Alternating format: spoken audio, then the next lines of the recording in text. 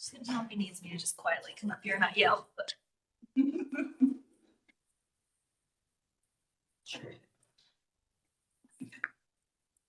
All right, good afternoon, everyone. Thank you all for being here. Welcome to our February 23rd, 2026 Winter Board Retreat. I appreciate everyone's attendance and your willingness to have some good discussions today. I know we've got some great information to be presented that we can kind of use as a starting point for some discussions that we've been needing to have. So at this time, we'll just look at the agenda. Everyone did receive this ahead of time, so I'm assuming we are okay to proceed with that.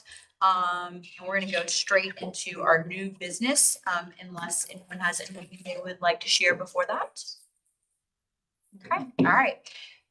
So we're going to begin here. First item under new business this afternoon is the 2024 referendum project review and communication plan. So I think one of the things that we have been discussing and talking about for a while now is just what a great job we believe that we are doing with our referendum projects, but that we all know it is critical. We make sure we are sharing that information publicly, and so that other people in the community understand, how we're progressing with that and what that looks like. So that's going to be part of this discussion today. To start it out, we've got a handout here. We're going to start with looking at the master project list and just kind of where we are with that. I didn't know, Kenny, was someone going to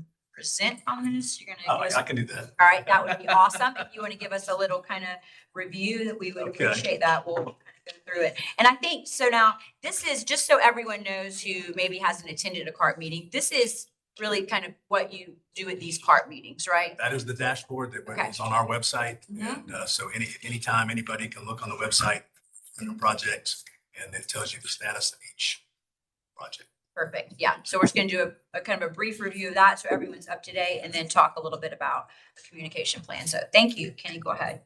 Well, I think everybody has a copy. We just kind of go down and you can see that if it's a green, then we're on target.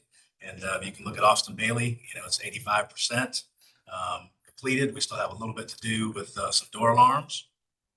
Beach Hill is in the same situation, all green lights. We're all in progress with the ceiling grids, tile lighting replacement, safety and security upgrades, roof replacements.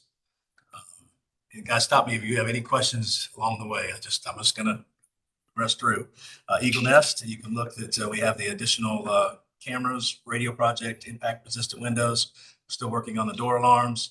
The roof replacement and exterior renovation is still to be designed and implemented. Eugene Sires, same thing with they're on target with their safety and security. Still looking for the door alarms, last of the big security lifts that we have to do. Flowerton and Newington, you can see the ceiling grid and tile replacement and the safety secure on. We're in the process of also looking at how to replace the pods with the asbestos abatement. And so that's in the process as well. So Fort Dorchester Elementary, you can see that once again, the safety has been completed and we are moving with roof replacements, gutter replacements, and exterior wall renovations. Knightsville, roof replacement on section 1.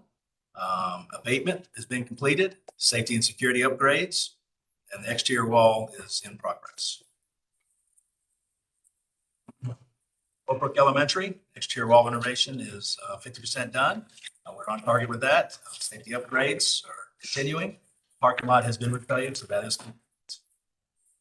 Pye Elementary, once again, still hadn't started the exterior wall renovations because you can see as we go through all of them, these are there. Exterior wall renovations on the lot, so that company is moving around the district at a steady pace. So safety and security, we're still waiting on the door alarms as well. Sandhill Elementary, best thing here, new addition, 10 classroom, check, 100% complete.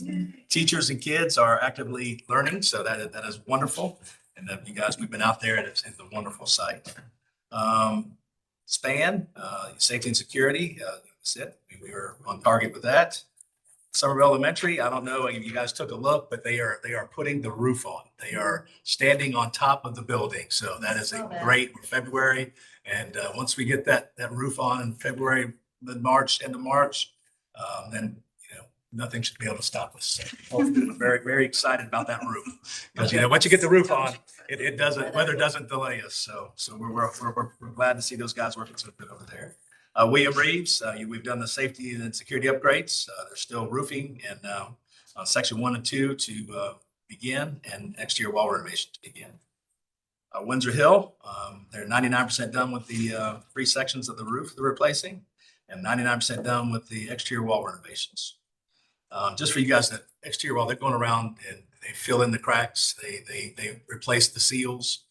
So they're making sure that the outside is secured and from all the exterior wall pieces and replacing and finishing, and fixing bricks. And so it's a process.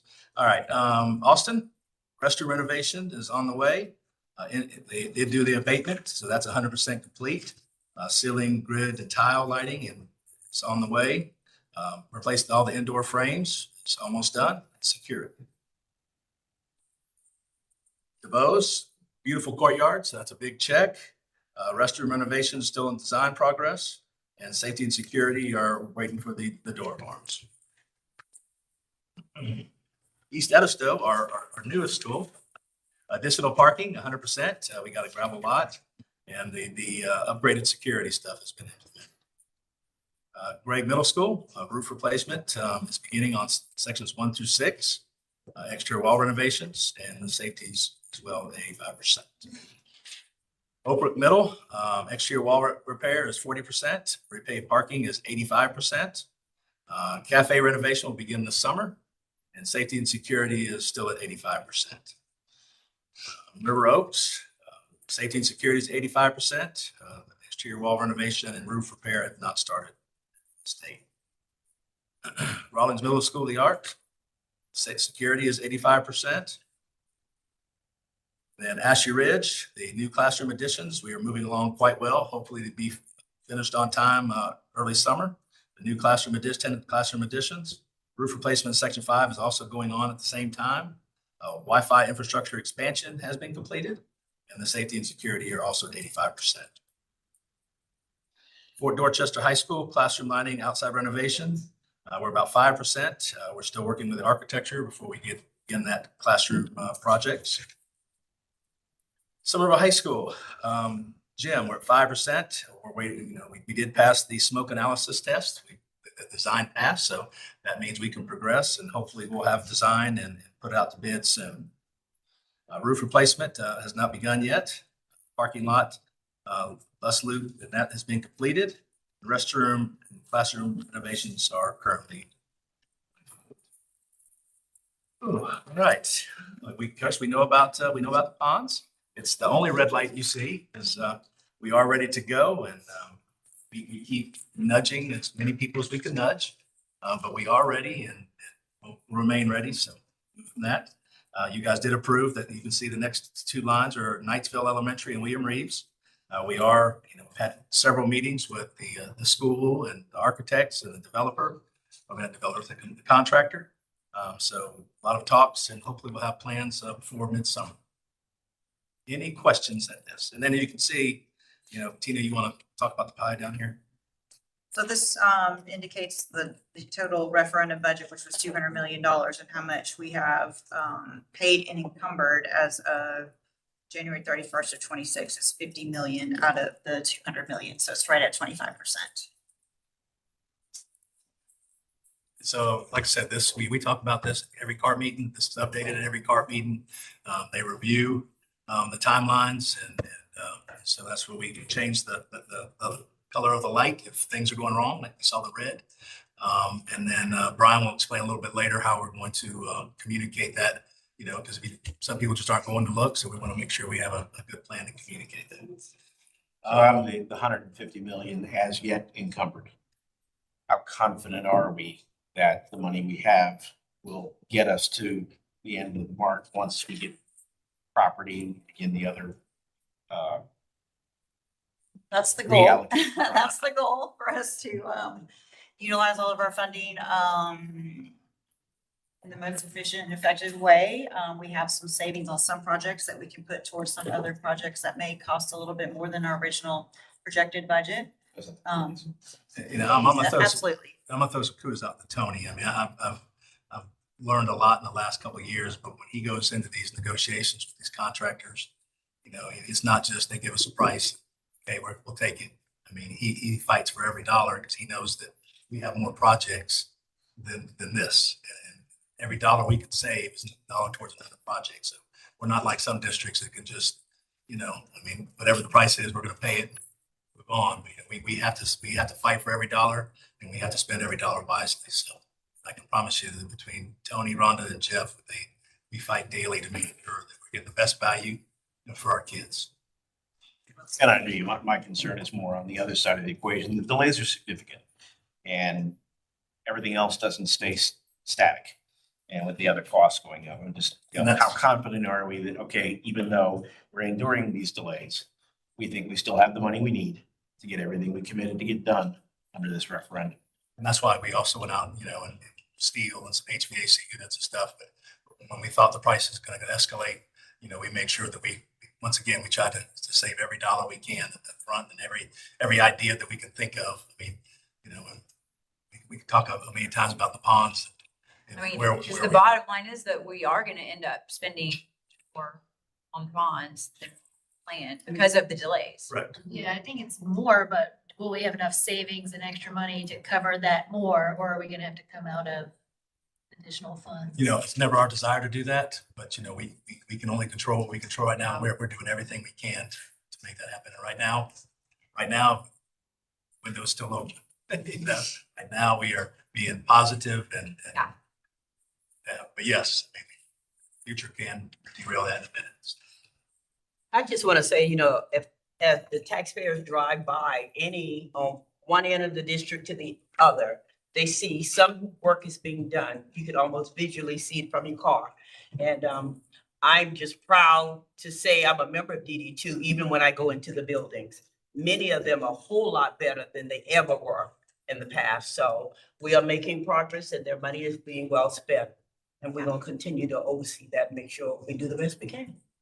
And that kind of leads us into the next part of the discussion, which is you're right, Ms. Powell, you can see that, but what we want to do is be intentional about making sure that people who might not be in one area of the district know what's happening across the whole district and what's happening with all the projects. So we can kind of move into talking about that communication plan now, if y'all are okay with that. Yeah, I love it. Okay, great. Colin's gonna pull, I'm sorry, I'll get you paper copies of this when we're done. Colin's gonna pull a slide deck up here.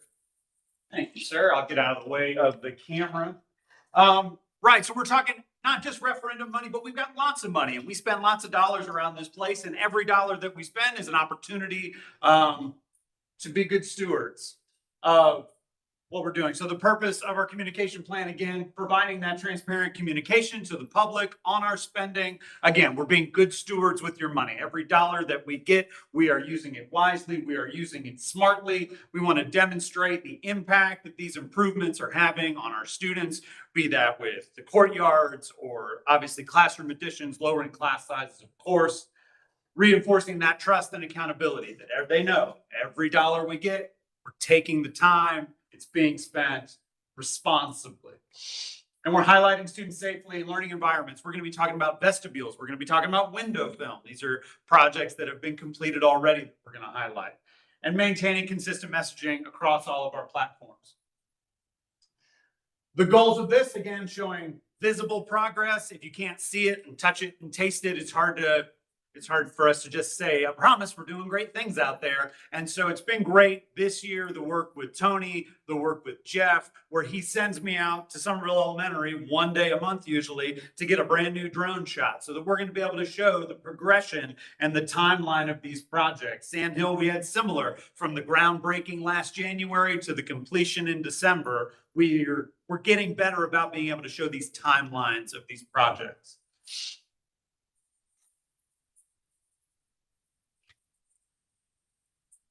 And so how is this going to happen in real time? So we've got a weekly essentially weekly rollout that's going to start as early as next week, I believe, with weekly project features from March until May. We're going to go through the calendar of those things that we have tentatively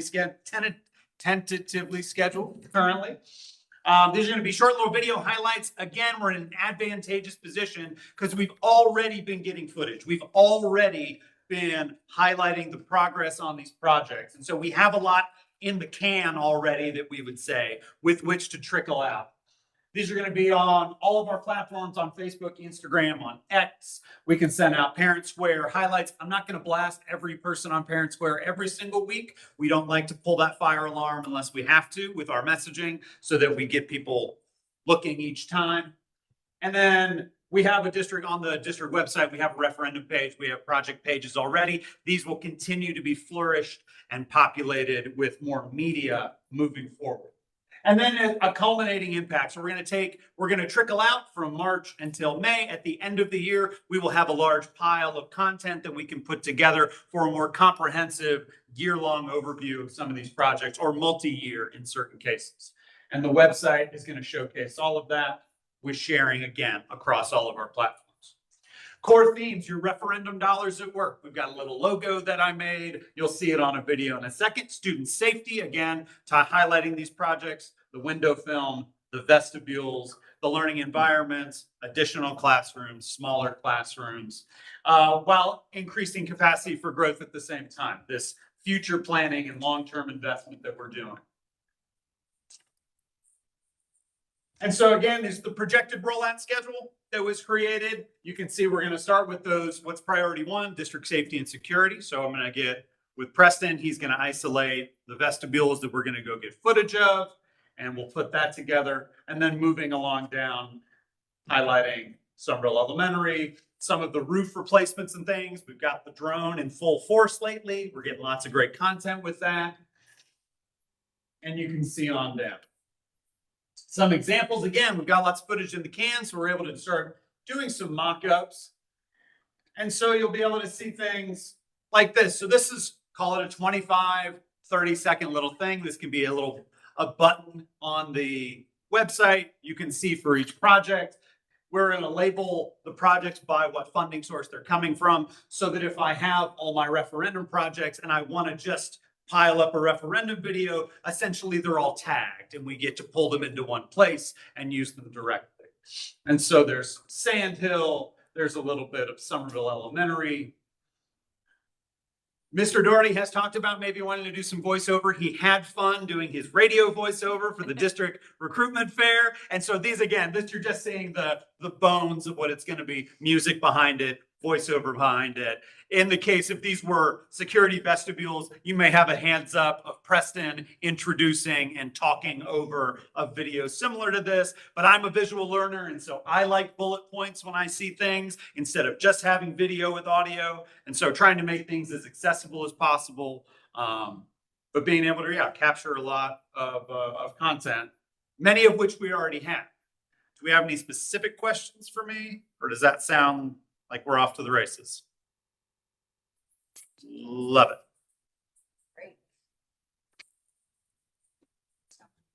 Thank you, Brian. Of course. All right, board members, I know some of you had some thoughts about, I think that's an excellent presentation, great idea. Kind of some of what we saw this weekend, Jim, right? In that one presentation, we were in one of the superintendents in another district. His thing was tell them what you're going to do, show them the progress, and then tell them once you've done it, once it's finished. So I think this is a good part of, told them what we're going to do. We're in the process now. We're going to show them the progress and keep them updated. So I think that's great. Thank you, Brian. Does anyone else have other thoughts about things additional things we should be doing, other ideas, feedback, anything? I think that's a great idea, just to help squash some of the negativity about lack of updating, lack of space and stuff. So that will really help maybe put people's minds at ease where the money is going, and that it's actually to help grow and transform. Anyone else have any additional thoughts? Good to see it. Excellent. All right, very good. So then moving right along, item B, the next item on our agenda is future planning and potential revenue source information. Yet again, another thing we've been having a lot of discussions about lately.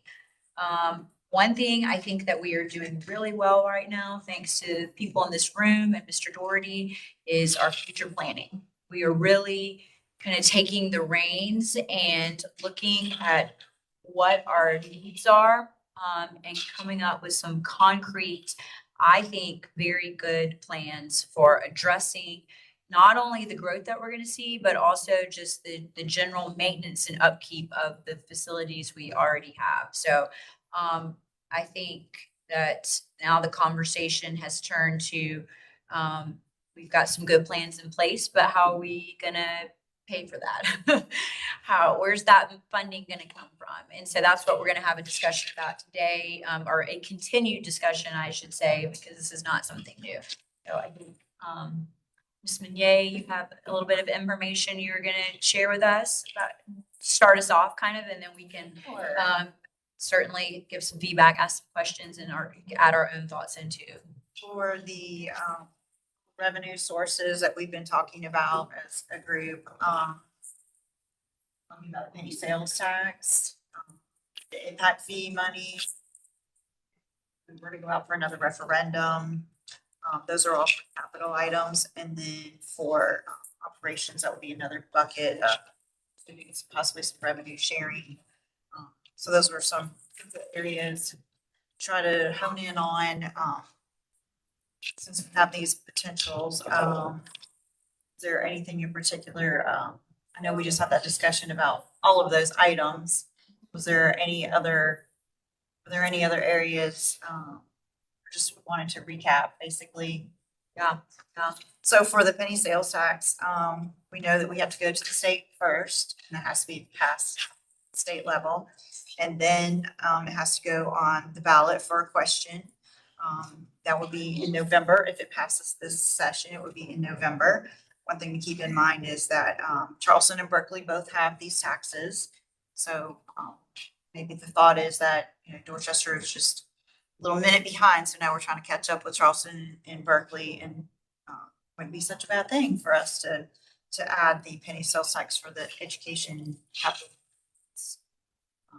thought process there. We've been working on the impact fee, another source for capital dollars. That study was completed in October 24. Chad wrote some notes to share with y'all.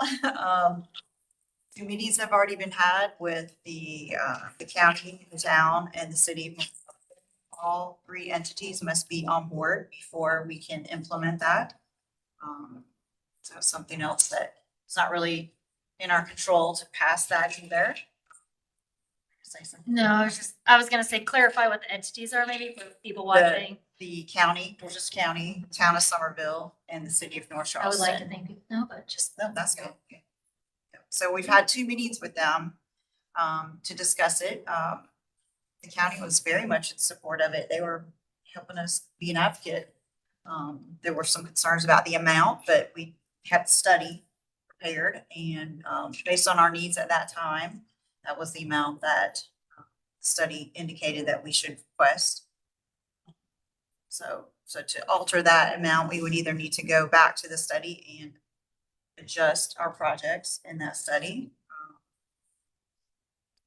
If we just arbitrarily change the amount, it could open us up for litigation so our friend attorney has told us, our in-house counsel has told us. The county just change it? Like, let's say the study says it, or does the county also need us to update the list in order to change it? Let's say we say this is what we need for impact fees. It's X amount per home. And that's what our study shows, but the county's like, yeah, we're not gonna impose that. We're gonna do half that.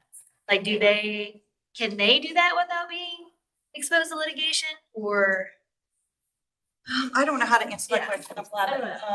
Where's Where'd she go? Christine? Bring Mr. Ramsey. Oh, There she awesome. go. I asked the legal Really? question when the lawyer. Well, Oh, we got again, one. we were based, yes, Mr. Guthrie.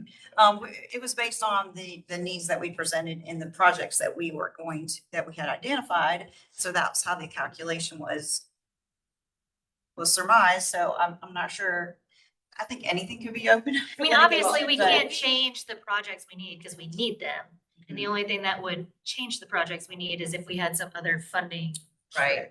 I mean, I guess you could remove projects that you put under that. I don't know how that would work. I If we agree. pass with you. another referendum, let's say hypothetically, and or like a penny sales tax, and we move the projects under there, I would assume you could update the study and then reduce the Yes, impact I think fees that would maybe be the best moving. thing, is then, Yes. then we would have a study that would back up of the amount that we're trying to But I was just request. curious if like we were to not update that, let's say we don't have the penny, don't have the referendum, but wanted impact fees, if the county could say, well, that's too much money, we're not willing to do that, but we are willing to do less.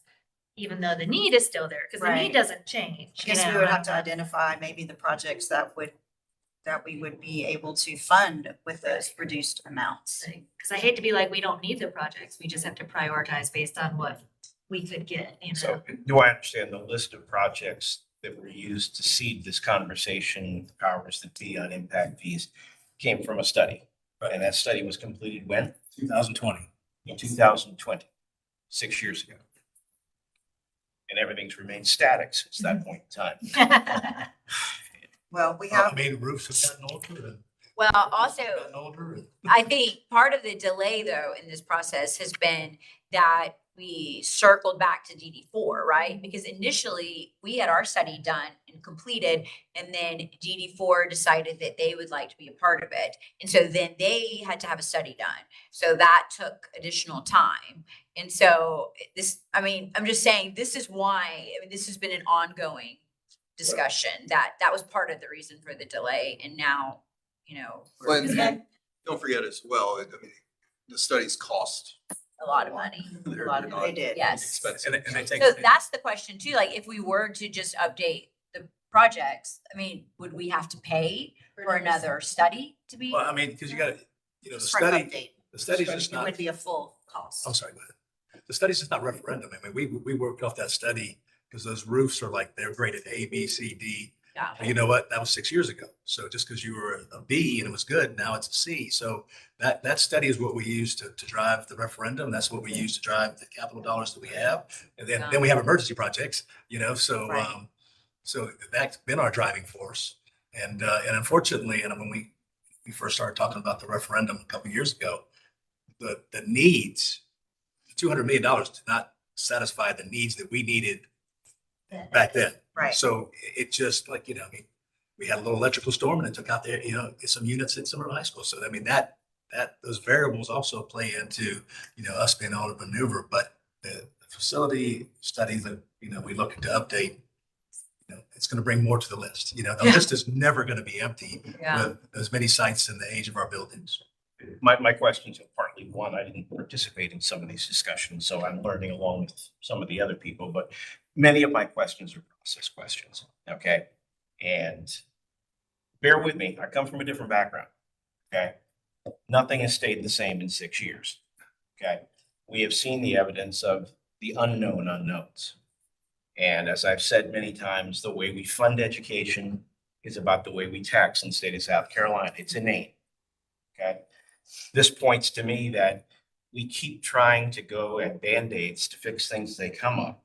We're getting better at planning better for the future and taking into those things considerations. But when it comes to sustainable funding to do what we have to do, and I know we're talking about capital right now, but operational is another challenge as well. We're talking about picking out the color of the Band-Aids without talking about the extent of the wounds and the things that have to be fixed. In this one for the impact fees, okay? I don't know why it's my responsibility as a school board to tell you what the impact fees should be. I do have to tell you what our needs are. We have absolutely no control over the taxing authorities or anything by the way we are funded, which in my view is the fundamental problem as to why we keep coming back and having to be reactive and throw Band-Aids at things, rather than trying to put in place sustainable facilities that allow us to educate the children that we have and to have a consistent source of capital funds so that we can build and plan and react as we grow. We have no control over how fast DD2 is growing. We have some projections, And based on those projections, as you said, the last referendum was a short shot. You knew going in that wasn't going to cover all of our needs. And so when do we sit down and have that conversation? Rather than talking about, gee, let's see if we can find a neat new way to merge all these existing approaches to taxes, rather than figure out how do we fund our public schools? How do we sustain our public schools? So forgive me, a lot of my questions are around process. And in my view, the process is bad. Yeah, Well, it's no good. I was just gonna say, it stinks, cause I get what you're saying, but it's like, we have the duty and obligation to operate within the means that we can, but to your point, we're constrained by the fact that we don't have fiscal autonomy, the fact that we aren't the ones that get to do the impact fees, the ones that can't change the way education's funded or, any of that. So I share your sentiments, but at the same time, it's like, then we have to juggle that and marry that with the fact that we have to we still have a duty and obligation. So we have to work within the processes we can, and find the solutions we can and advocate for those. So I don't know, in a perfect world, I'd love the legislative delegation or whatever to address the core issue, but the problem is it's not a core issue for other districts.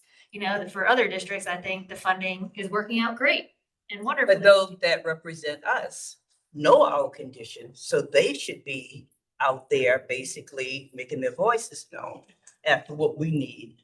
I got a text from Sean Bennett, I believe, it's time for election.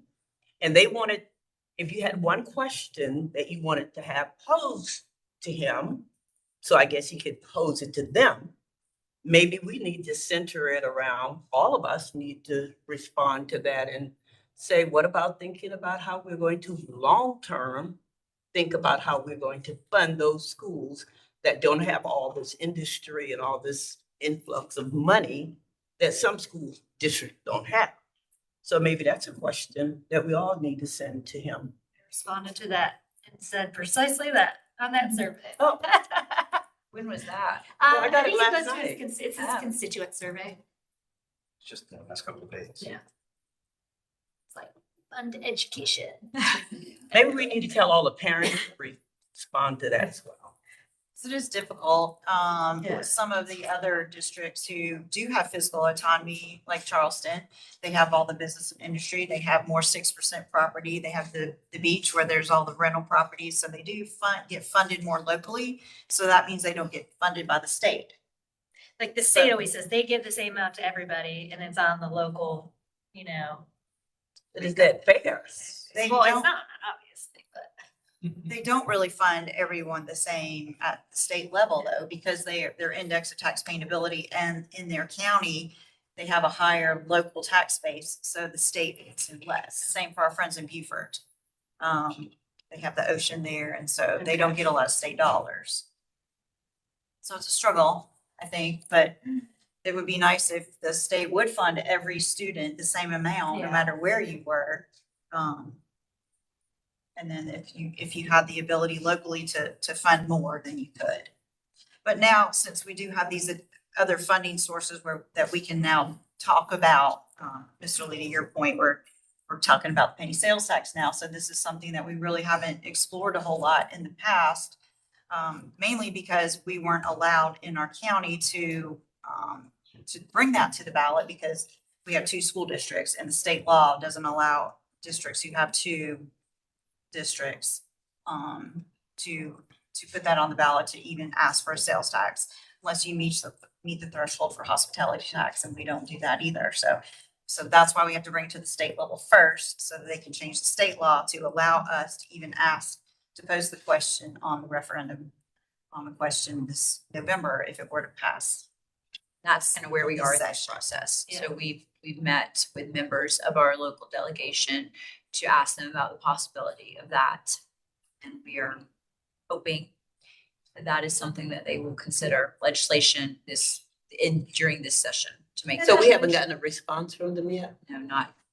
I would say like the House members, they all attended the meeting here and I feel like we had some really good dialogue and feedback and it seemed like there was a willingness to work with us. I think they know our situation. I think they know all the things we've done. So, but you know, you have to get everybody on board for local legislation. You have to make sure that, you know, they all are in support of it and willing to pass it. And then you still run the risk of it going to the governor's desk and vetoing it and then it coming back and still needing to pass. So lots of hurdles to get that done.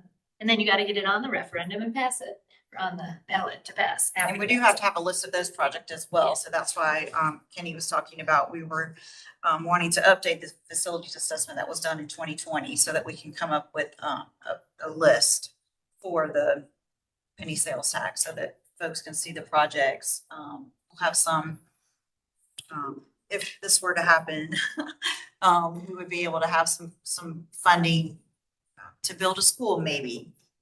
Maybe we wouldn't know in what area at the time, but I understand their genuine interest to understand what our needs are, right? What facilities and things do you need? Where are these ideas emanating from? Is this our elected officials coming forward saying, here's ideas as to how we can possibly raise money? I need to understand what the needs are so we know how to take this forward. Or is this the school district trying to do, in my view, what is the job of the legislature and fund education? It's our responsibility to tell them our needs. I get that. But do they have any other ideas? Well, in the long term that I've been here in Dignity 2, basically, I have not seen them take the initiative. We usually had to go before them and sit like little paupers in need of them doing something for us. Now, I've seen some more positivity lately, so maybe we need to school them on the fact that really, we're doing our part. We just need them to support us. And so when you were talking about, there was some folks that were positive. Do we have hard no's or soft no's or possibility no's? Or? I mean, we did approach this. I mean, okay. We did approach this the last time with our referendum. We looked at addressing a penny sales tax or possibly getting that when we went for the last referendum. I feel like our House members were very much in support of it. We had a senator that would not get on board with it at the time. So I don't know where we stand currently. It could be potentially the same issue. I'm hoping that, you know, I think we've done a lot since then to show we've done everything within our power. I mean, I think we always have, but I think we've been very vocal with everything we've done.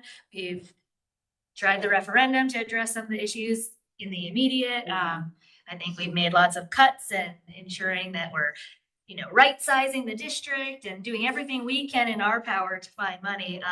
So I'm hoping, and working with the county council, so I'm hoping that like all of those things would show this person or the delegation perhaps that like, you know, we're out, there's only so many things we can do that are within our control and we need to work together. I don't like to point fingers and say it's this person's job, this person's job. We know where our ability ends, where their ability begins. And at the end of the day, we all need to sit down and get together and make it work for the kids of this community. Because at the end of the day, the children are the ones that are suffering. They need these buildings. We need to accommodate this growth, and not doing something is not an option. So I'm hopeful. I feel like we've built strong relationships. I feel like we're honest. I feel like we communicate well. And so I hope that if we're all putting our cards on the table and sharing our hearts, and we're all in it for the right reasons, that would motivate people to do what's right for the kids of this community and the people of this community. So maybe that's optimistic of me, but I like to be an optimist. So I'll leave it there. Good place to start, right?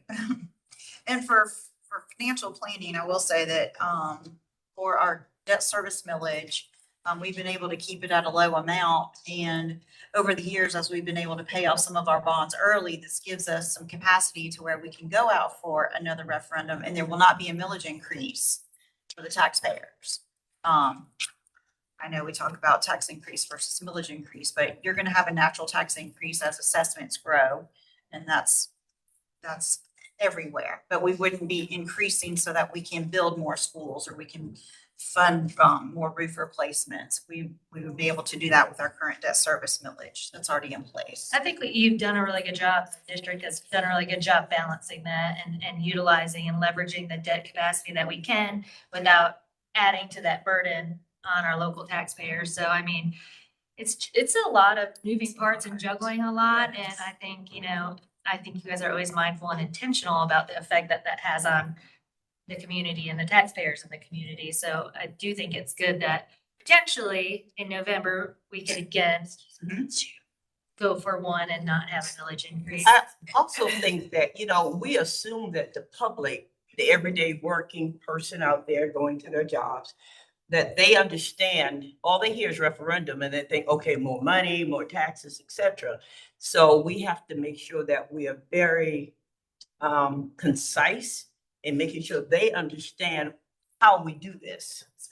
And then I think we'll have more people possible. We're not gonna ever have everybody on board. They're gonna fuss regardless. But I'm talking about those that really want to do the right thing. It's just a matter of making sure that they understand we're not asking you to give us more money through taxes, et cetera, so that they understand it at the level where they are. That's where we can bring in Mr. Bohannon again for the positive communication, right? Gotta tell our story, right? Right. And also, Mr. Lee, to your point of, we've been putting Band-Aids on our buildings for such a long time. We haven't had a lot of debt service as far as our 8% money, because all of our debt service millage was going mainly towards bonds for building the big school. So we haven't really been Band-Aiding. We've had to delay some of our repairs and maintenance over the years, but as we have grown with assessments, we've had more businesses and property, 4% property owners in Dorchester too.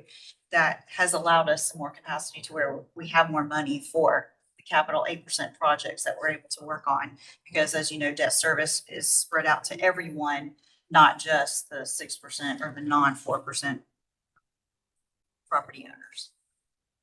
So individually, we're looking at like the penny, the impact fees, or a referendum. Individually, none of those would adequately support our needs. But potentially combining one or two or three of those, we could catch up with growth and have a long-term plan moving forward. So does that summarize it? That does. Yes. So See, explaining it just like that to the regular public, and they'll begin to see it. the referent impact fees, we could get potentially caught in litigation. There could be issues with that, right? If we were to reduce the amount that wasn't based What on a about study. if we didn't reduce the amount? I've heard there's still potential for litigation. I think there is still potential. I mean, there's Always. always potential. Yeah, for I don't know. litigation. There's nothing that's 100% litigation proof. However, it is, as we've talked about, an impact fee today would be passed under different legislation than our previous impact fee, and much less susceptible to a legal challenge. But certainly anyone can file a lawsuit for anything, so that is possible. If a but lawsuit we were do- filed though, would that hold it up until it was It resolved? could, yes, like It as did in the last previous lawsuit, the money was placed in escrow pending the decision, and so it could cause a holdup with that, but I do think that we feel fairly confident that under the current statute, it is allowable and, would be appropriate, so I think we would have a solid defense from a legal standpoint, but it could, obviously the cost of litigation, and it could hold And then up. like, what would a holdup look like? Are we talking months, years? The last Or one How was that 10 years. depends. The last my one was goodness. how I long? don't have that crystal ball, but it Yeah, is. the last it's on a lawsuit, calendar. we held the money for 10 years. It might not be your. I think it was already, it was already tested though in York County, right? Right. And it Yes. went through with the. So that, I'm just saying, like, let's say somebody decided to be, I don't know, decided they just want to pursue litigation for the sake of it, because like you said, anybody can. Sure. What are the odds that it gets caught up for 10 years again? Like, I would say the odds that it gets caught up for that long are very low. It certainly would depend on their specific arguments, but based on the case precedent that is out there now, there's what you call summary judgment, which is asking the court at the front end of the case to dismiss the case because it's unlikely to move forward successfully. That is a pretty high standard. And so whether or not, it would be so case specific based on what they bring it forward on. the particular case that we were involved in before went all the way to the Supreme Court, was sent back to the South Carolina Supreme Court, was sent back to the lower courts. And so that was sort of the reason for the length of time, which I would not expect to be typical in a case. Not to say that it doesn't happen, but I would, 10 years is a very long time for litigation to be ongoing. So I would not expect that a future case, if it were brought, would last that long. So, we had talked about this before, but in the legislation, it talks about, I guess, the underlying entities. Is that a requirement of legislation? So the issue is that because it would benefit students from all of the entities, they all have to contribute equally to, and so all of the other entities, being the town of Somerville and the city of North Charleston, would have to be in agreement. Everyone has to agree and pass the same resolution to implement the fee and to implement it at the same rate. Because if we tried to go ahead, let's say with just the county, without the town or the city, and then it would affect which children were able to attend any school that we built. Right, in to be able to future. prove that that student was impacted. Correct. Can you Yes. elaborate a little more on that, Justin, just so people can understand that? Like, I think it deals more, I Layman. think the easy way to explain it would be if you live maybe in the town, but then you go to a school in the county. Like, that's a little wonky because you've now maybe not paid taxes, but your student is going to a school that was improved because of taxes. So okay, so that makes sense. Yes. What, And and I'm then, happy to answer, I would caution we're Who- kind of No, you're learning on fine. legal strategy, so we might want to discuss in executive session. who was allowed- Have questions about it. what entities are allowed to levy an impact fee? Any of the county, the town, or the city, I believe, would all be eligible to implement an impact fee in general. On behalf of the district, it would really need to be the county. Is that because they're a taxing entity? Well, it would be because it would benefit all the students of our district, and the county is the only one that would overlap. are you saying like if we had fiscal autonomy, could we do our own impact fees? I do not believe that the statute, I would want to research that, but I do not believe that the statute, the way it is written today, would allow the district to levy their own, although I would want to research that before I say definitively, because Fort Mill may have levied it. I think it's required to go through the county. Well, it's interesting because I would wonder why it would have to go through it. Because if we had taxing authority, why do you have to have the county involved? I think it's the impact fee. I'm not sure that I want to speculate on what the I think it's the legislation impact might be fees, thinking, the but statute. I believe it's because it would affect development agreements, which are overseen by the county rather than the district. So even if we got the impact fees and we overcome all these hurdles, we still would not see the revenue we need immediately to do any of the things we need to do. So it would take time to generate and accrue Right. that and build a fund and It's only on future houses to be built. Can't be done on anything that's been already so built. let's say, I know like a lot of times the public will say, well, let's just do impact fees and that should work. Well, I just kind of wanted to touch on the fact that like, even with that, which is a tool or something we can utilize, we would still need to accrue the revenue from that. And we wouldn't be able to really have substantial amount until far down the road. So that's also why we are looking at the potential penny or other options as well. In combination. And then the penny, the impact fees for a referendum can only be used for capital. Correct. So then we still have the issue of operations, which is our teacher salaries. So just to clarify for the public or anybody watching, even if we did do a penny that or any of those things or impact fees, that couldn't go towards teacher salaries, but would allow us to catch up on some of the operational stuff, capital stuff, I mean, and yeah, Yes, okay. perfect. So I wanted to use that So because that we would could be- maybe talk about the other one. Are we gonna talk about the other one? Yeah. The potential shared tax agreement? So for the revenue sharing for the operational money Yeah. between Dorchester 2 and Dorchester 4 would be for, right now, we're looking at the multi-county industrial parks for new businesses only that come into those parks. to do some type of revenue sharing with them. Some other school district or some other counties that have multiple school districts have done this. I think Spartanburg has 5. So whoever goes into, whichever company goes into, say Spartanburg 1, they would get the first 50% of the revenues. And then the other 50% is split out between the average daily membership of the other districts. So if there is a new business going into Industrial Park that's in Spartanburg 3, it'll be the same. They would get 50% and then they would do the sharing. So we have some industrial parks in Dorchester 2 and some in Dorchester 4. And that's where the growth really is in Dorchester 4 area. So we would like to ask for them to work with us on a split in some form or fashion with the operational monies that for those new businesses going into those parks. And is that splitting revenue generated by taxes or flow? It can be both. Because mostly it's a fee in lieu. It's a fee low whenever the new businesses enter in the park. That goes Depending into on, I our guess, how they set it up. working right? together Yes. aspect too, though. You know, I just wanted to touch on that because with the penny, I think we didn't mention that that would be a countywide sales tax. So a Absolutely. portion would be shared with DD4. So we would work out in agreement with them for the capital penny sales tax. And then that also incentivizes us to work together on the other for the operational shared tax agreement as well. Perfect.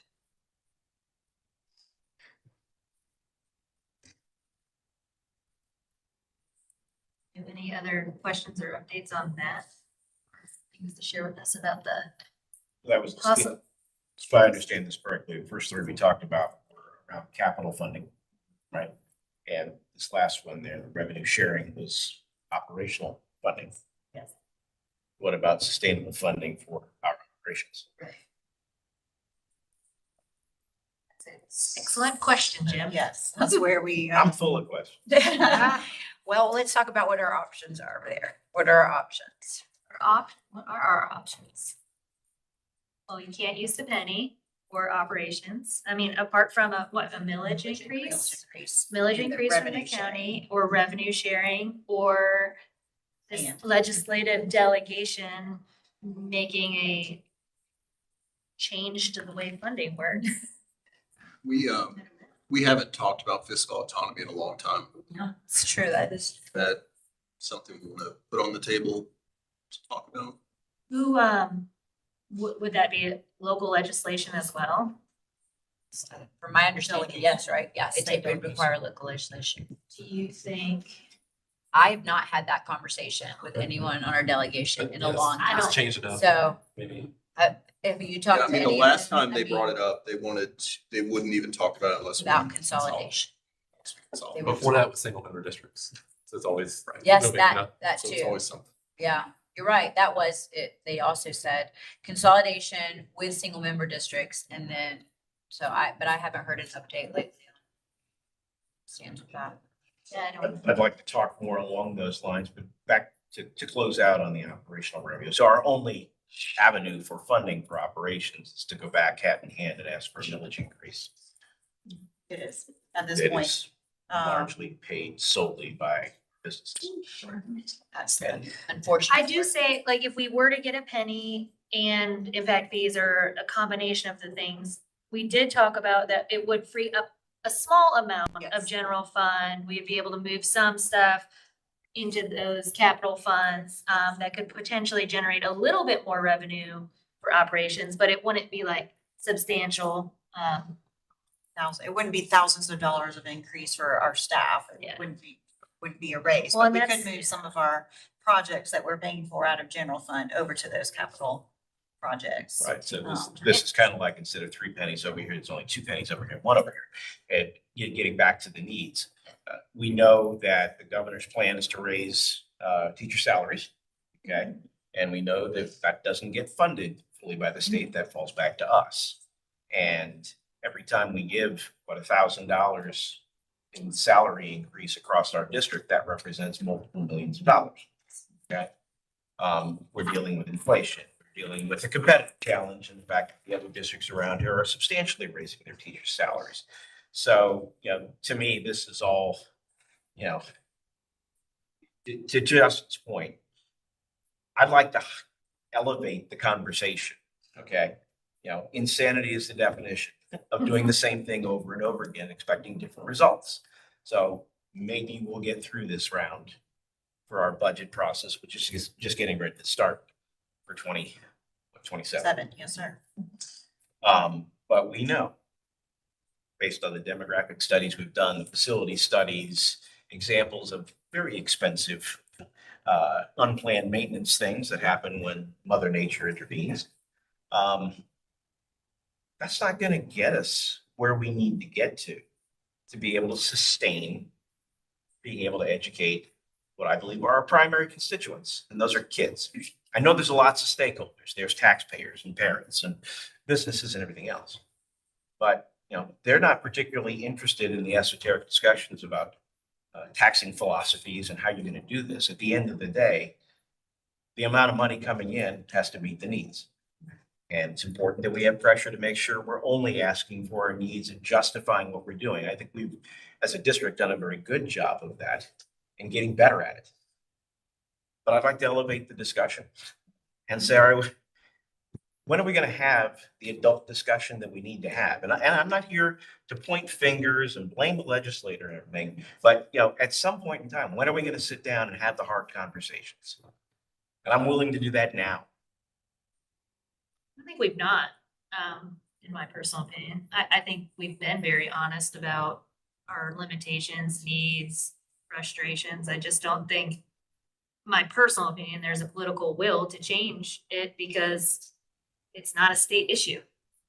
It's a local issue, and it's specific to, a small amount of districts in the grand scheme of the state. So you're talking about getting an entire delegation motivated to care about our county and the few other counties, which they should.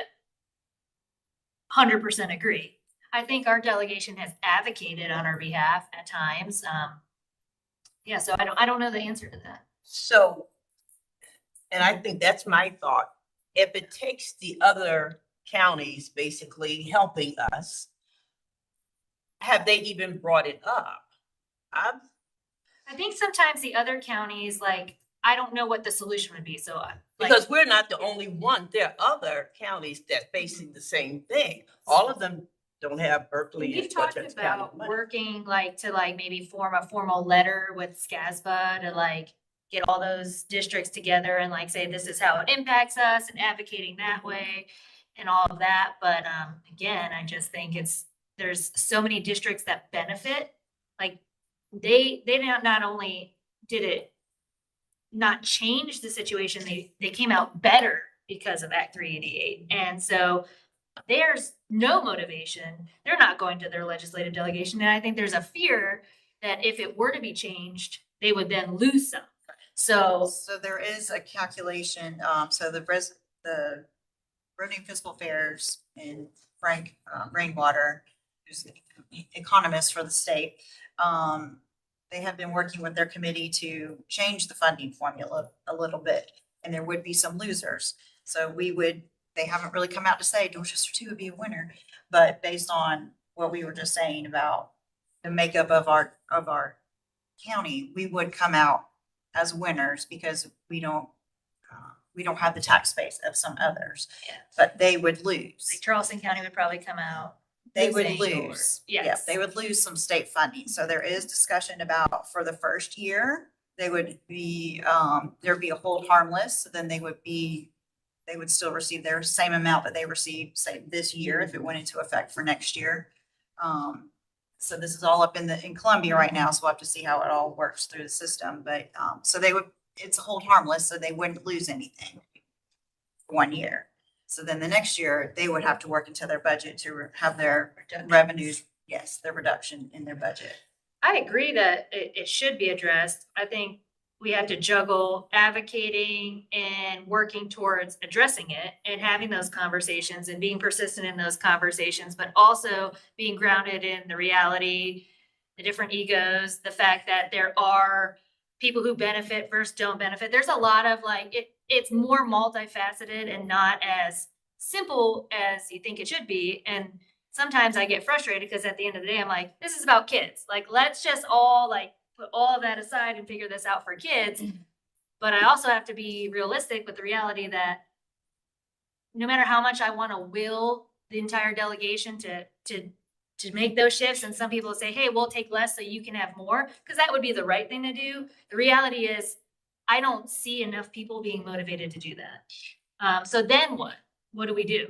You know, what's our next option? What can we do within our means? And I'm not saying that that means we just sit down and be like, okay, well, you're not accountable to that. I think we have to balance those two things at the same time, which is a challenge, right? Because Well, you know, I think, when I look at our government, our state government, I think a lot of it is just ridiculous. We don't get notification as to how much funding we have in order to do the best planning so that we can hire and make decisions about that. So it's almost as if the craziness has gone on for so long and nobody is challenged to change it. And it starts from the governor on down. I mean, sometimes, even the people that come, I've gone and sat in on those that actually help put it all together. And their whole thing is, but we don't know yet.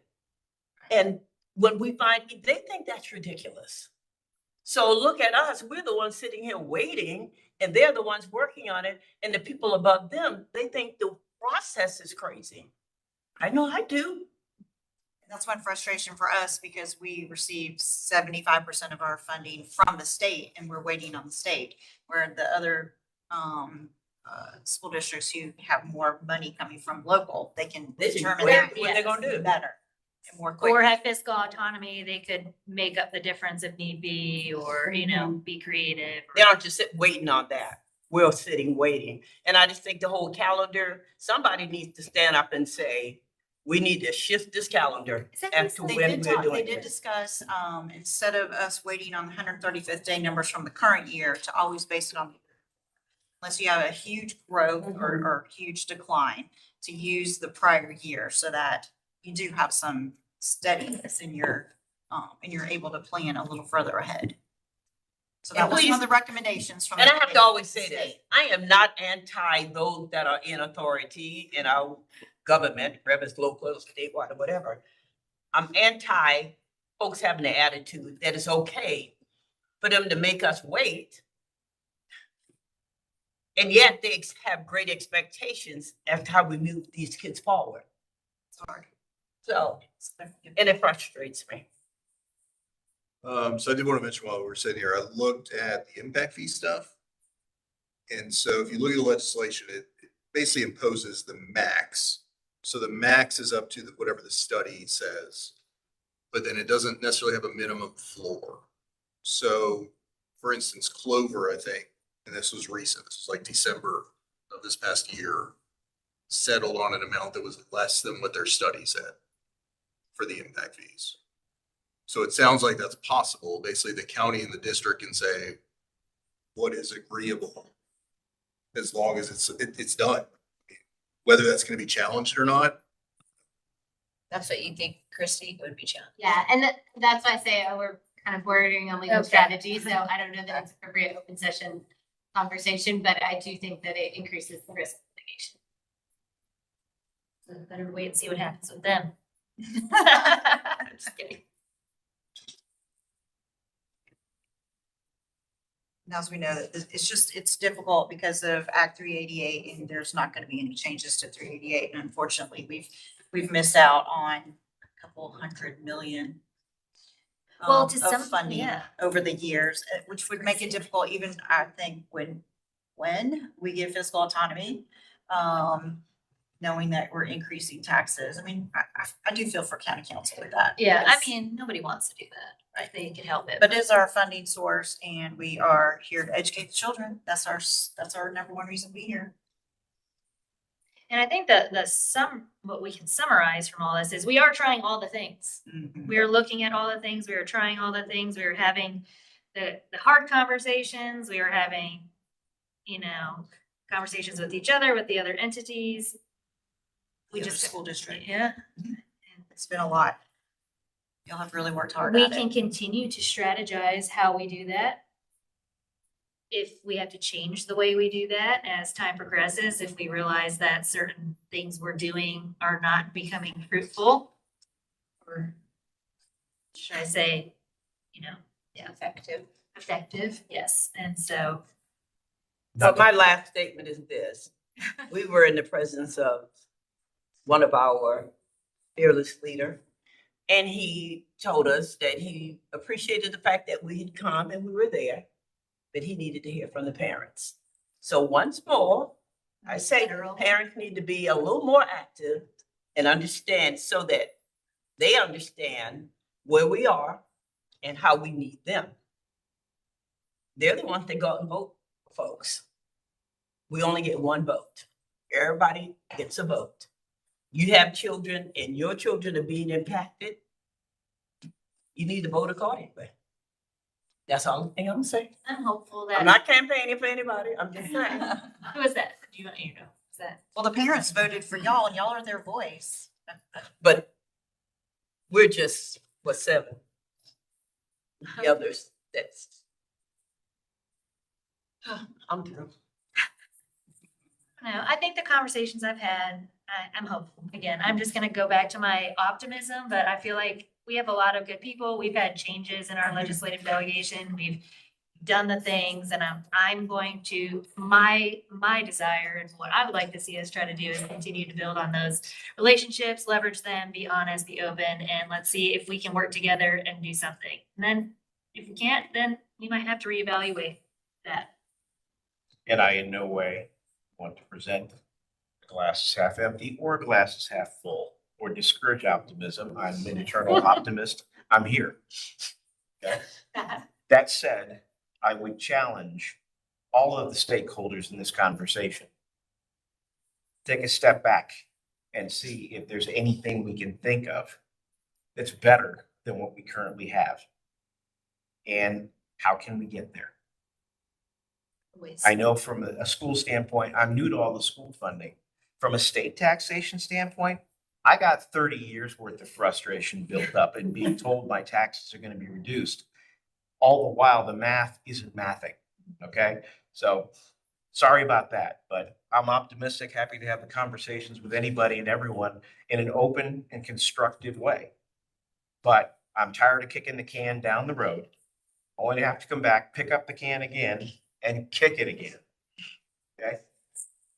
This is unsustainable where we're at. Something For us, does have yes. to be done.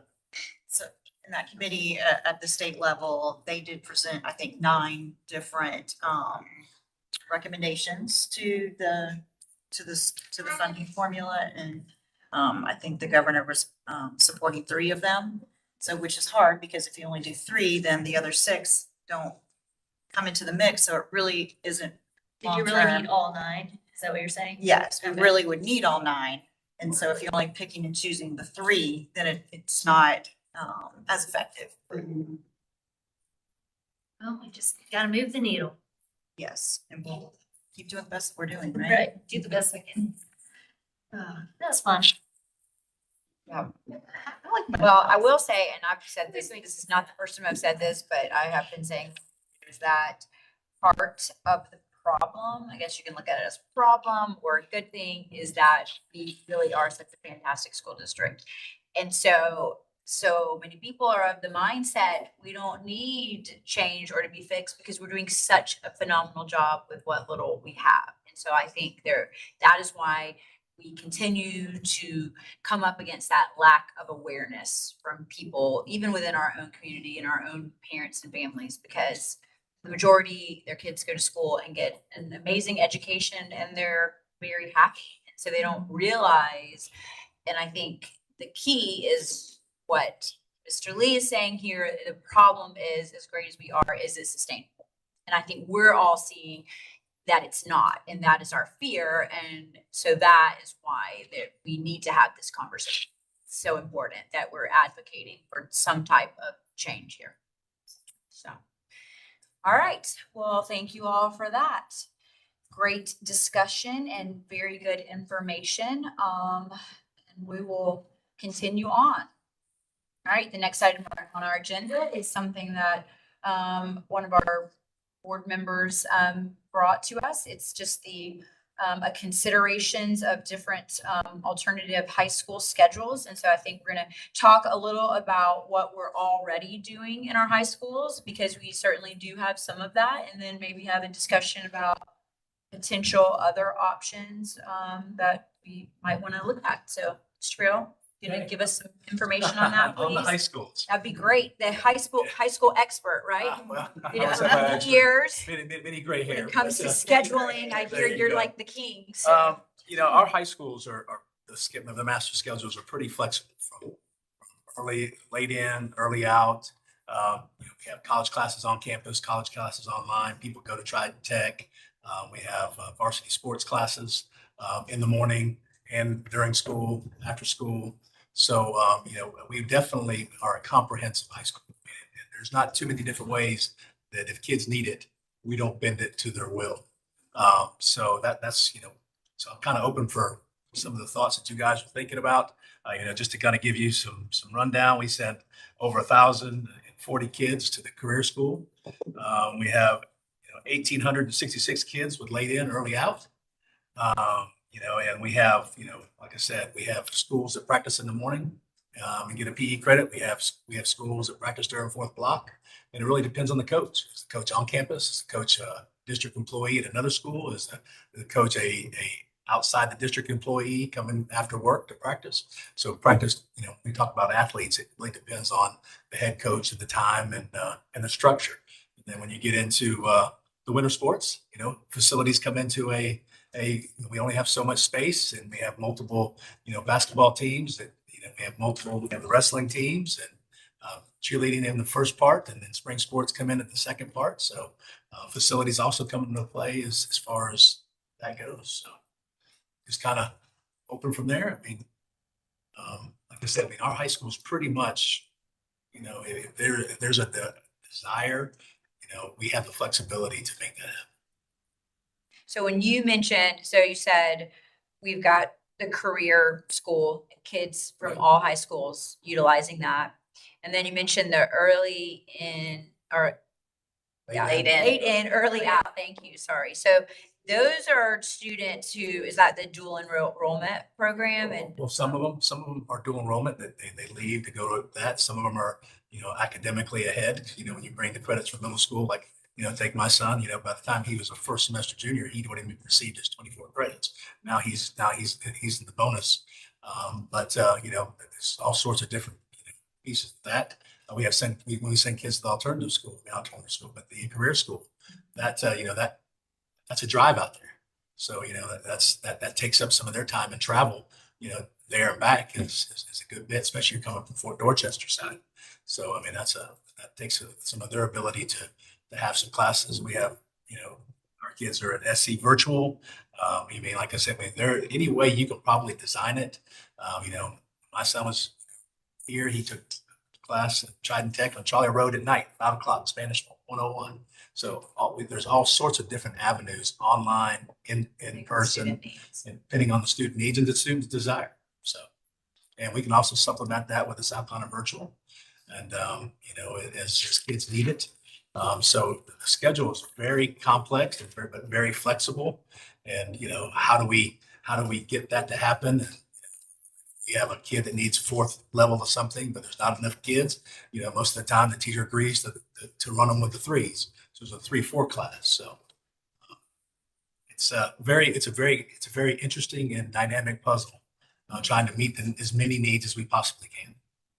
But then it comes down to funding, and it comes down to how many teachers we can supply and what we can do with those teachers. Approximately how many students do we have attending the career school in upper part of the county? 773.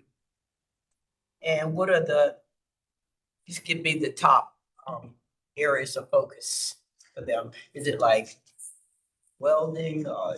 It's welding's one. Welding's at that campus. Welding's at that campus, but you know, they're pretty maxed out.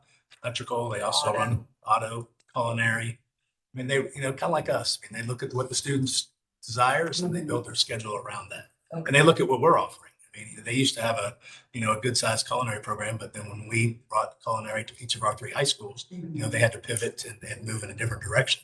And, and there's pros and cons. I got to see it firsthand. I'll be honest, I didn't want culinary because we had so many other programs that I wanted to expand on those. But Mr. Pyle had culinary, but I was amazed watching honors kids and AP kids and kids that had no interest going to the career school. We went from 0 to 1,000 and we couldn't accommodate 1,000. And we still can't accommodate. We could have 10 chefs at some of our high school. We'd fill up the classes.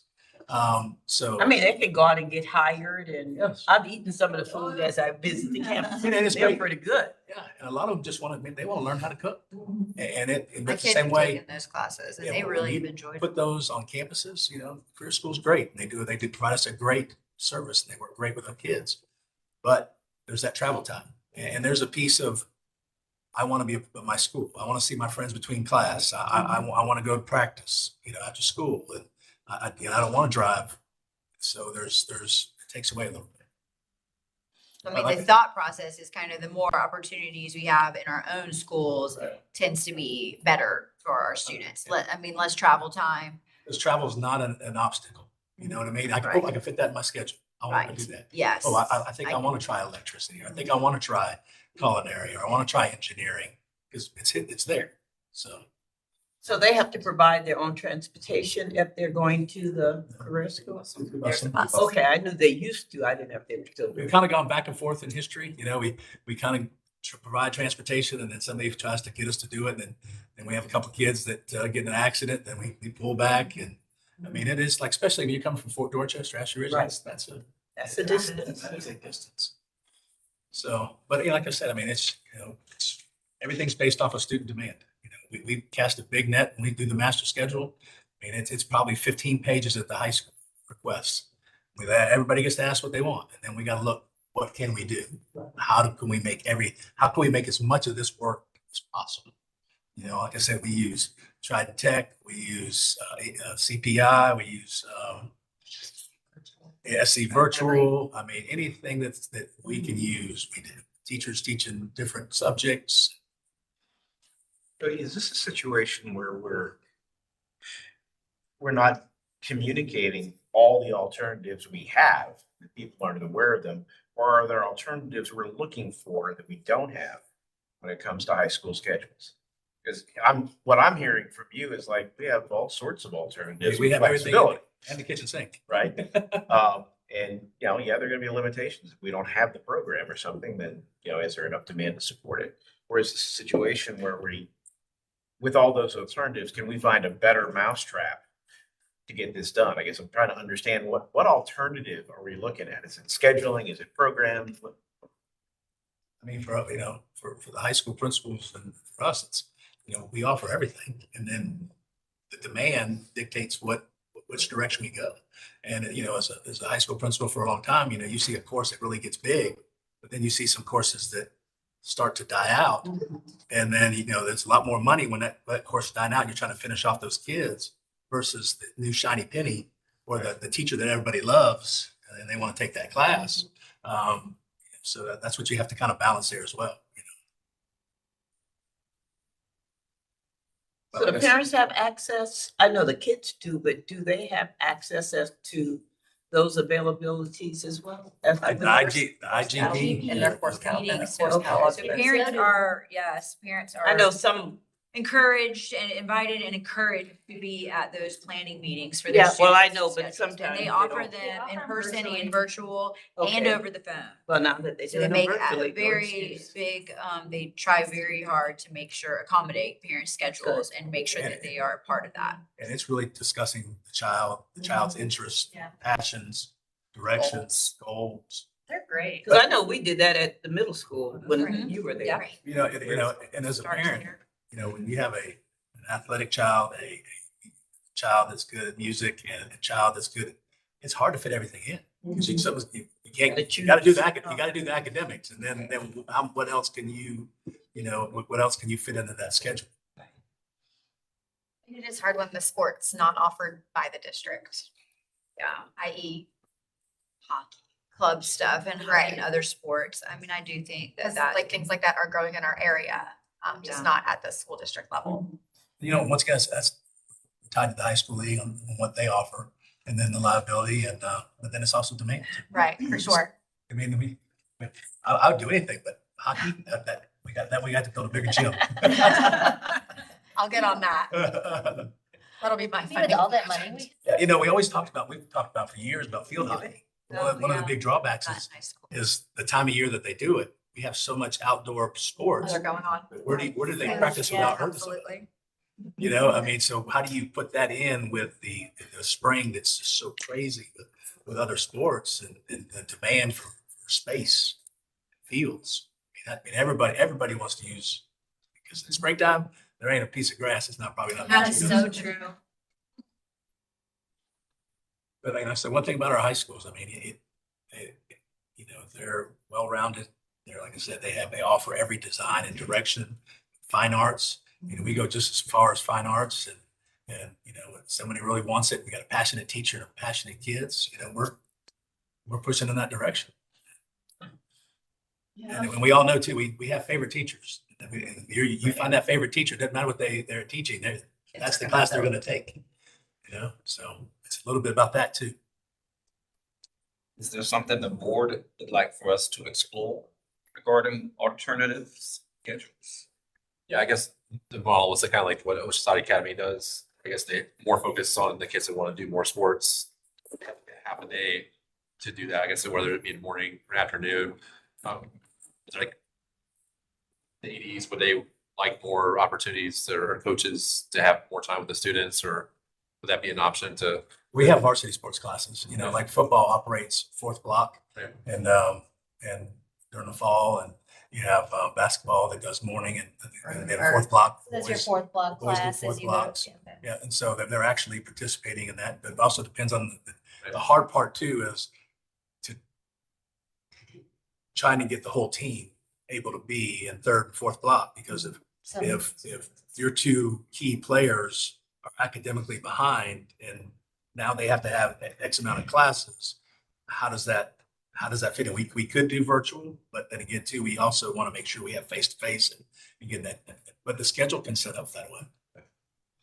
Now, when it comes to the sports, coaches being very attentive to those grades and whether or not the students are doing what they need to do, because it frustrates me to find out that somebody is failing and they're still playing sports. That should not be. You got to keep those Well, grades up. They have to keep the grades up because they have to be eligible. And then, you know, we know what eligible means. It's the basics. It's progress towards graduation.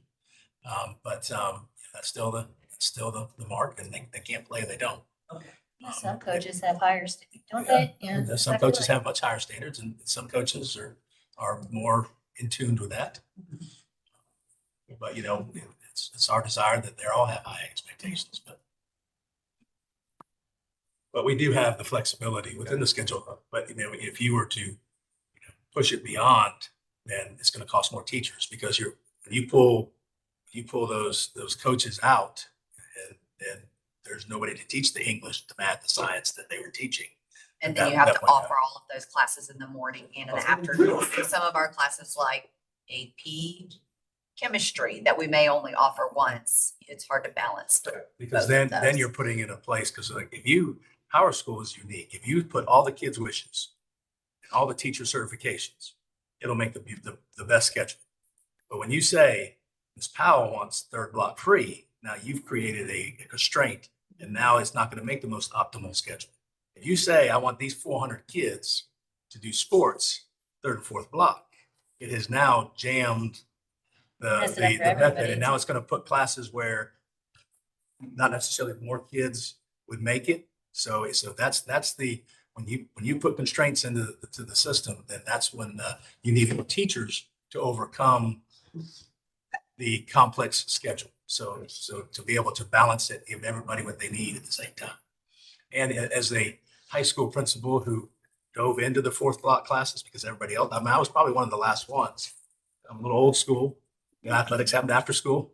You know, we got to get school done. But then I got my fine arts people coming to me. Band. I mean, hey, we got to go practice too. Why can't we have? So you you start really looking at all the sides, and then you start doing that. I mean, can we do it? Sure, we can. We can do anything, but there's always a cost, man-wise and price-wise. But the schedule, I mean, we have kids that have 8 classes, and they had ad classes where they take classes at Trident Tech, they say SC virtual, and they could take 15 classes, if they really could afford it. But there's all sorts of different ways that we can make it work. And, we hadn't even begun tapping into really the, school to school, like I keep telling everybody, like we used to do in the 1900s, where somebody was taught at one school and there's a lab in another school. So, but if you guys give them the parameters, they can make it. They can make it Yeah, I'm work. not gonna cross, my only one was always trying to break up ILT into 2, but and that's a whole animal. Well, I mean, So it's half and half, but is the craziest person that let them all loose the first time. I mean, it is for our kids who get to school with a school bus, leave on a school bus. When do they get that help? Yeah, And that's have every teacher free. It's as seeing it firsthand. Does everybody take advantage of it? No, but the kids who do, it's the help is always.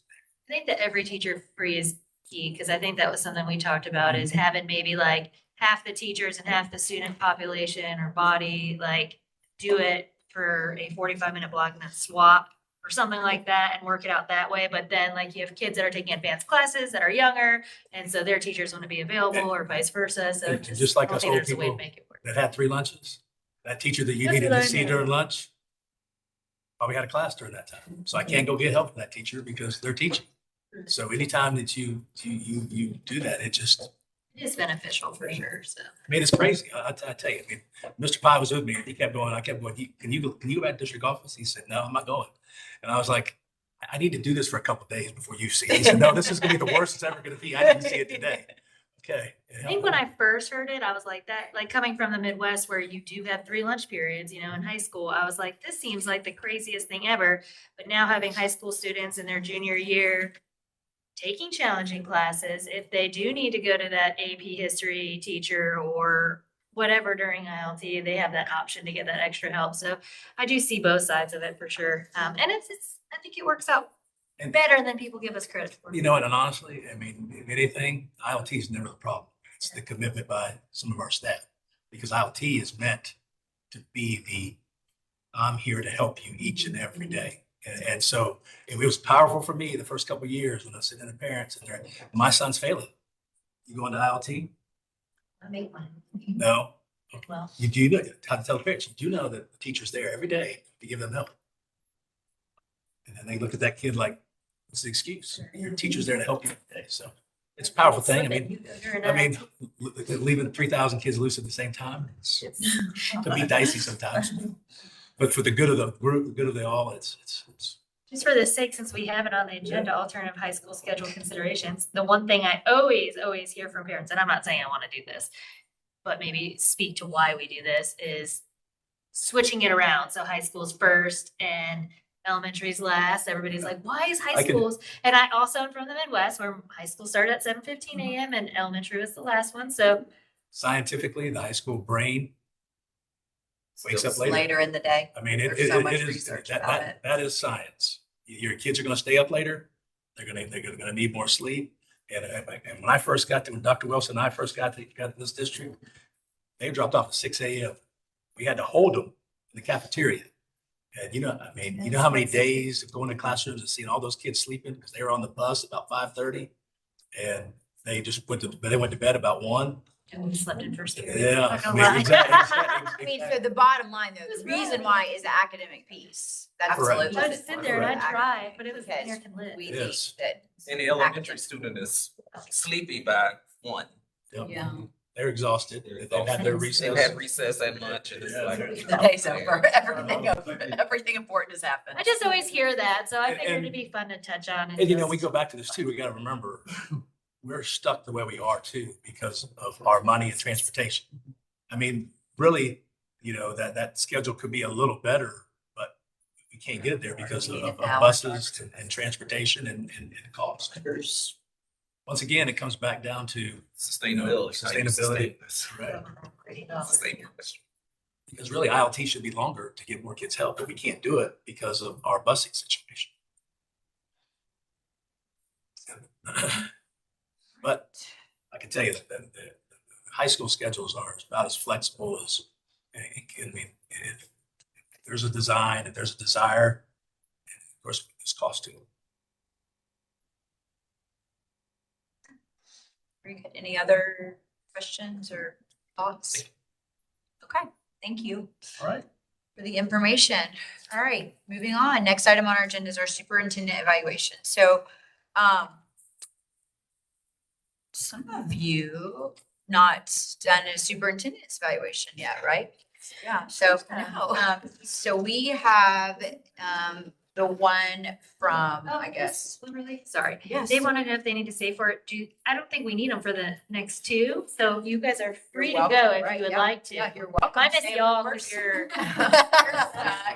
But yeah, no, absolutely. If you have work to do, feel free, Yeah. or you're welcome. Because we're just gonna talk about our Yeah. committee, our board committee and the superintendent's evaluations. It's all board specific issues. Right. Although if you want to hang out with us, we love you guys. You know where to find us if you need. So Yeah. we have just an updated version of Oh, we of the lost Justin, so evaluation. maybe we should Do y'all need a break? Well, I'm just, yeah, why don't we do that? That's a great idea, Jim. take a potty break. Why don't we take a 5-minute break and I'll get these Can you passed just out. Put us in recess or? Yes. I don't know Will you what you time would out? say.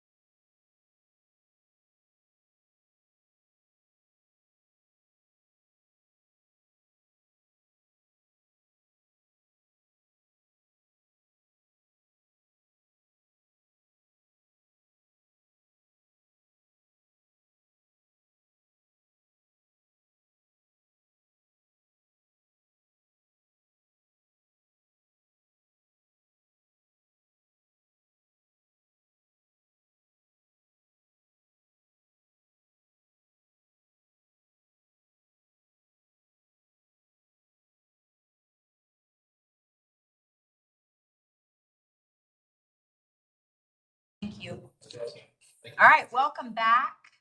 Welcome back, everyone. So we are on item D, our superintendent evaluation, and this is just a housekeeping item. We are updating the evaluation for Mr. Doherty. That is a process that we will go through per his contract. We will go through that this summer. So it will occur after July 1st, sometime in July or possibly early August is when this will occur. And so I've handed out copies to everyone of the updated rubric. And so we're gonna just kind of briefly go through these, but this is just an initial discussion on this. This is something that we will be voting on at a future board meeting, not tonight, obviously. So this is just the first step. It'll allow everyone an opportunity to look at it and then take it home and go through it more thoroughly at your leisure. And then obviously, if you have feedback, that's part of this process as well.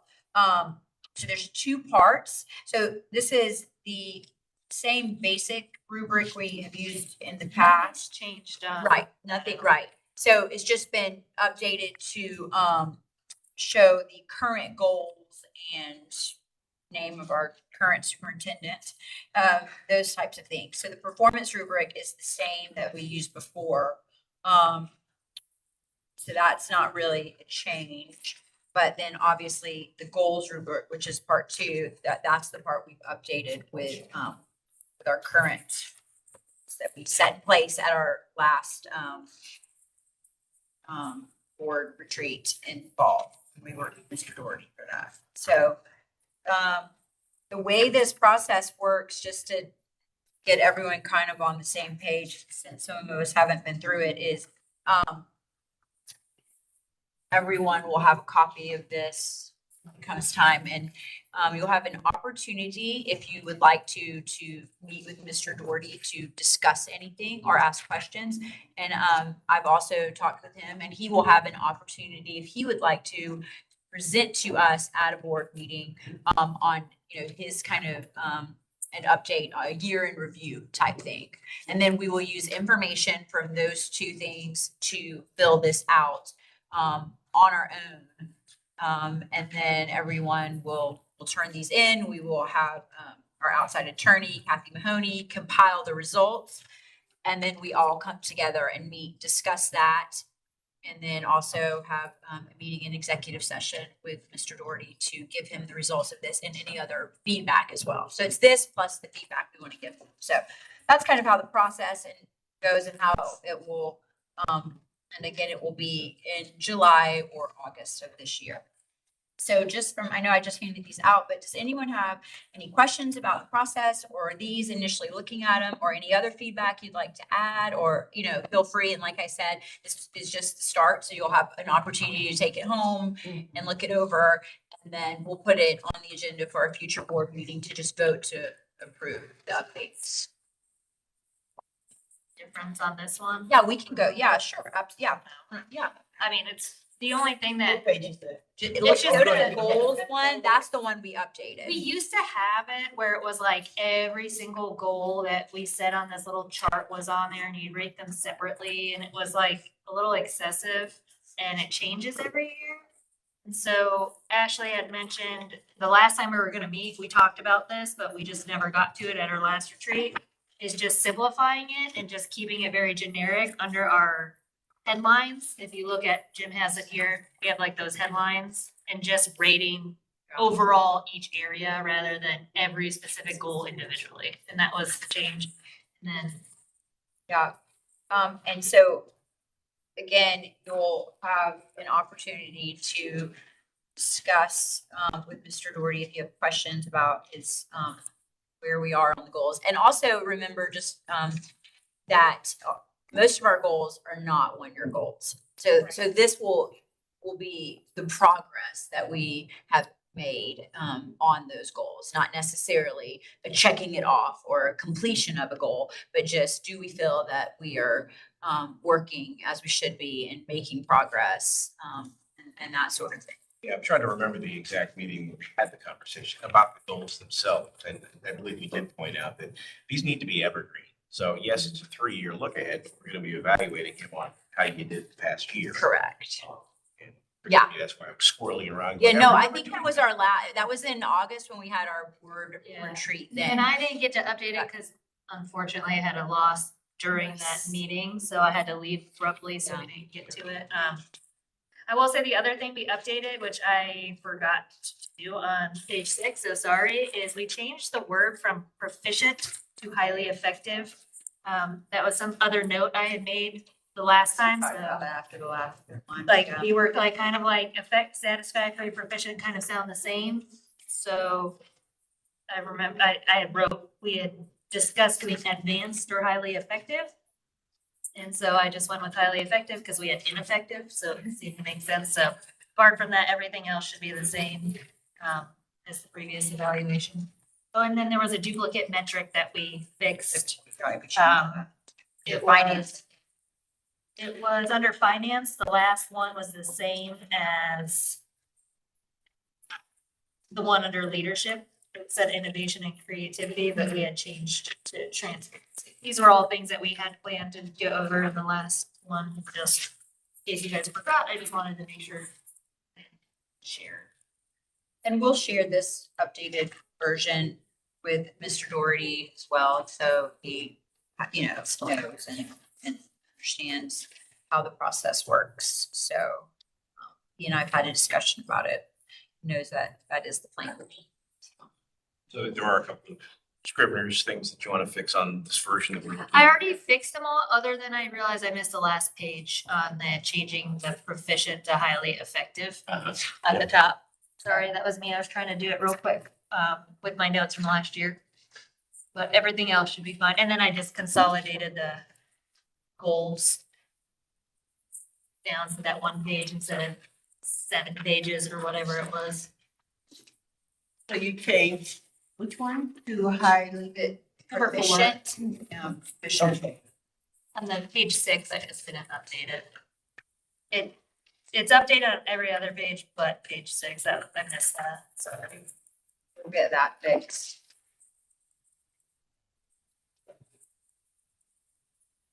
I know we all felt like the goals was a little excessive. You went to corrupt. Oh, Well, okay. you- Oh, okay. I just looked up and I didn't see. I know I saw him walk out the door and I was like, yeah, I thought he was at first. but his name I'm was- But do we have the agreed upon version of what? The goals were, Yeah. yeah, we don't Have it, it's in our board docs. We can, yeah, Refresh my- we Yeah. usually do the goals at the summer. We did. No, I'm saying Yeah, like the new. yes. goals So for- it's sorry, based for on the, summer. right, Yeah. yes, yes. So we do have them in here. So, yes, make sure everyone has obviously updated copy of that before we move forward, because that's what we'll be using.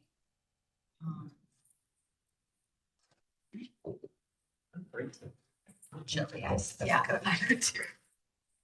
Any other questions about this? Okay, well, Good job. take your time and look through it, and then we'll, bring up the feedback. Sure. Okay, all right, great. Then last item on our agenda for today is a discussion about our new ad hoc committee, governmental and community relations. So I have update on there, but I think update you certainly, I know Mr. Lee and Ms. Bates met and had some, discussions, so they can give us an update on that. But also I want everyone to have an opportunity to give feedback, because as all of our committees, this is a committee of the whole. So we want everyone to be involved with it. And the purpose of this is to be intentional with our relationships with our elected officials as well as across our community. And I think it's very important that we're all involved in that. That might look differently for everyone, but we all need to play a role, because so much of what we've been discussing today when it comes to funding, but everything, those relationships are very important. So I'll let y'all kind of give us a little update about where we are, and then we can all kind of go from there. So Kelly, I have to kind of figure out what is the charter, what are we going to do? And you hit the key word right there. The whole reason for this is we want to be very intentional about it. There are a lot of relations that we need to maintain, both the community level as well as government level. So we met, kind of set the charter, if you will, and there are obviously some that are of a higher priority right now than others. Many of them governmental as we work through the process of the budget for this year. And then any of the funding challenges. So we want to be very intentional about that, start establishing some formal contact with them. But from a community relations standpoint, particularly whatever comes out of the budget process and where things go with funding, we can't do that in a vacuum.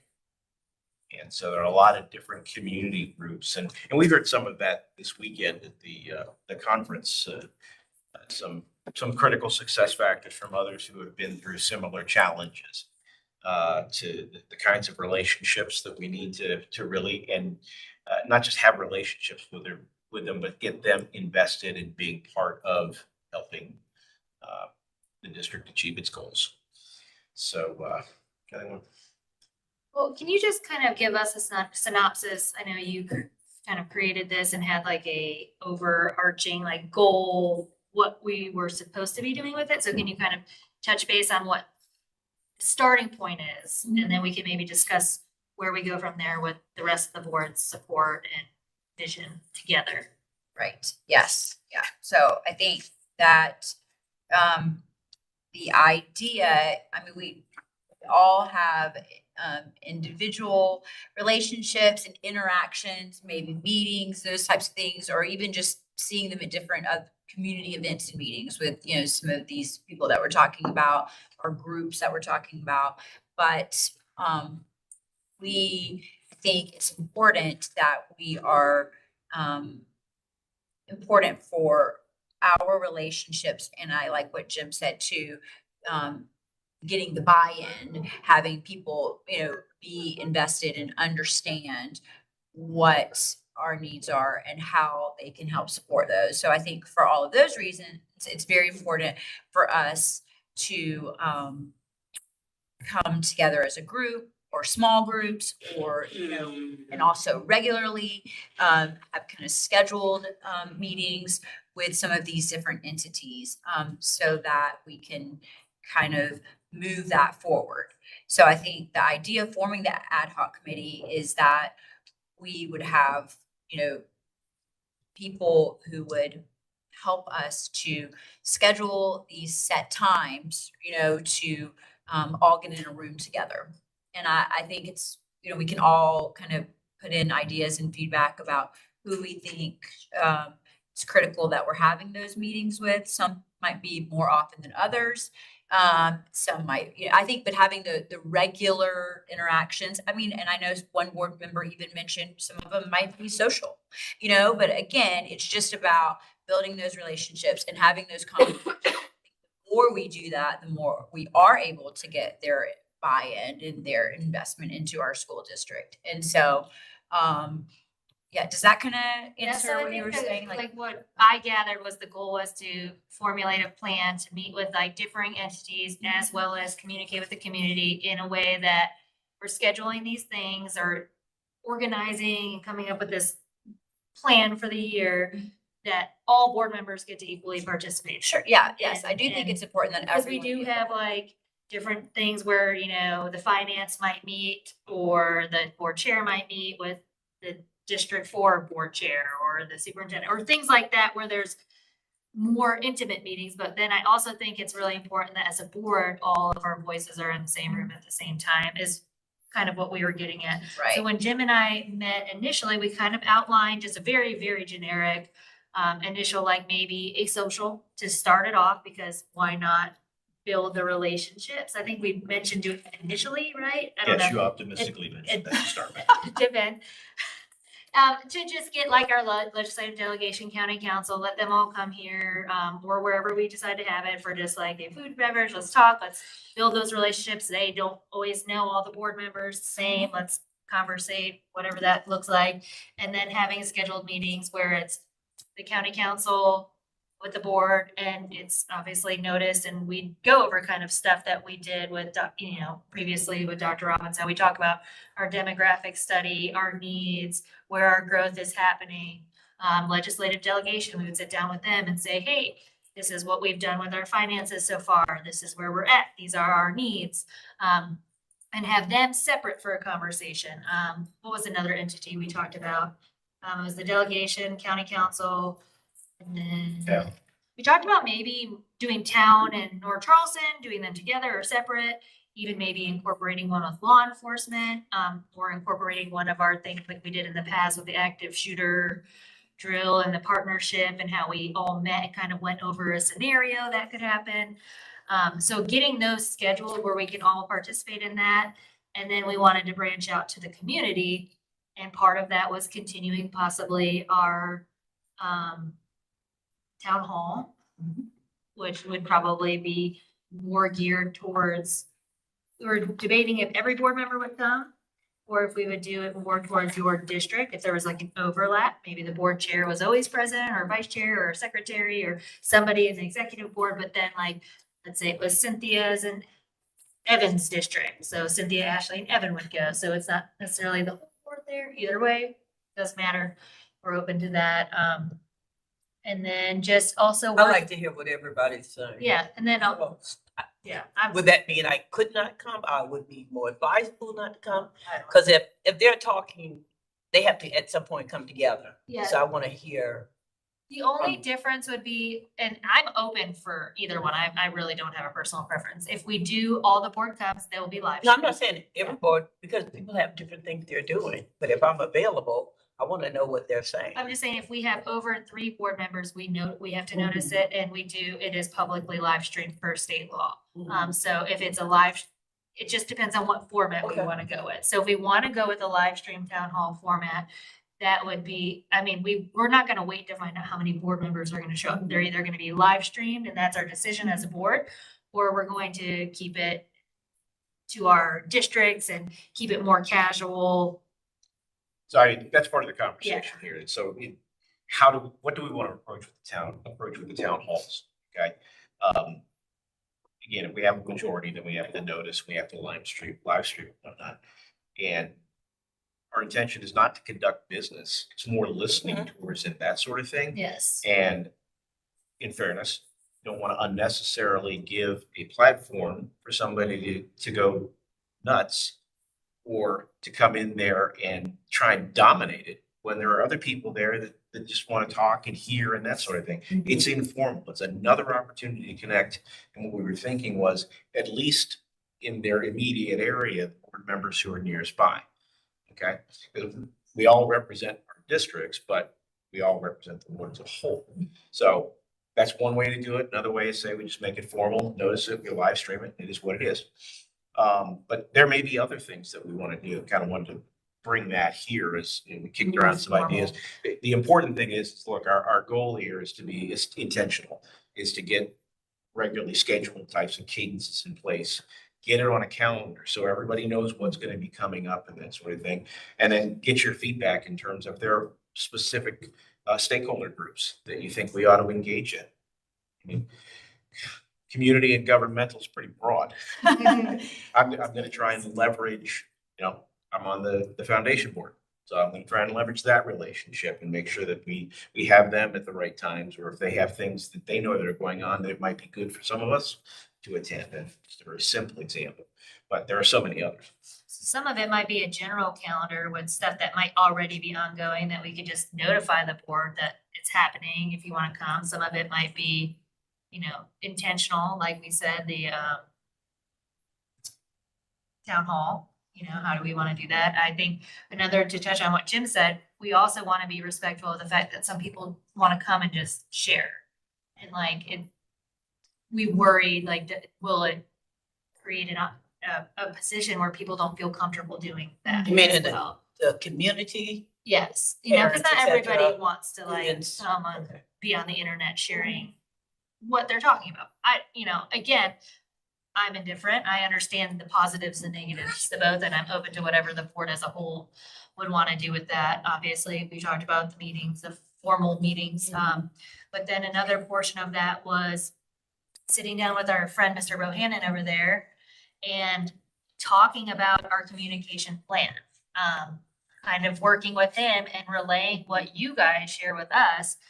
Like, we need to start working on, like, do we need to talk more about our funding in Act 388? Do we need a campaign on that? Like, what do you have some insight or messaging? Like, I feel like Justin's very well versed on finances and Act 388 and tends to, like, in a board meeting, really have some good feedback. That I think that if we could take that and put it in a reel or a graphic or something and share that, that could come from outside the board meeting and get to more people. Because let's face it, he says some really awesome stuff that doesn't leave the board meeting for some people, you know, for a good portion of the community, which it's, you know, I hate for that not to be shared. So if we can partner with Brian and somehow find a way to get that messaging beyond the boardroom and beyond our finance and facilities meetings, what we're doing, where those needs are. But obviously we're just the people that are on this committee. So it's really like y'all's idea. So you would bring them to us and we would bring them to Brian, or, you know, however you guys envision it. So that's kind of what we were talking about, and like wanted to use this time to really talk through, what do you guys envision it being used for? Do you have different ideas? Do you have, you know, feedback to the ideas we have? Like, I mean, we're open. It's a, you know. Finding vehicles for your live streams to go viral. Brands. You know, what thoughts do you guys have? Send the brand too. I mean, I do think You do Rand. My the rant. word, Oh, yeah, that's I what keep it's called, coming back a to rant? intentional, I think Yeah. is good. I look at it similar to like the school board association. When the school board association creates its advocacy platform. So when we're acting in this capacity from this committee, in a quote unquote official capacity from this committee, then we portray the advocacy platform of whatever the board is doing. And I think that goes back to the intentional part of what we're looking to accomplish. So we like the idea of doing those notice meetings with the entities, like maybe quarterly?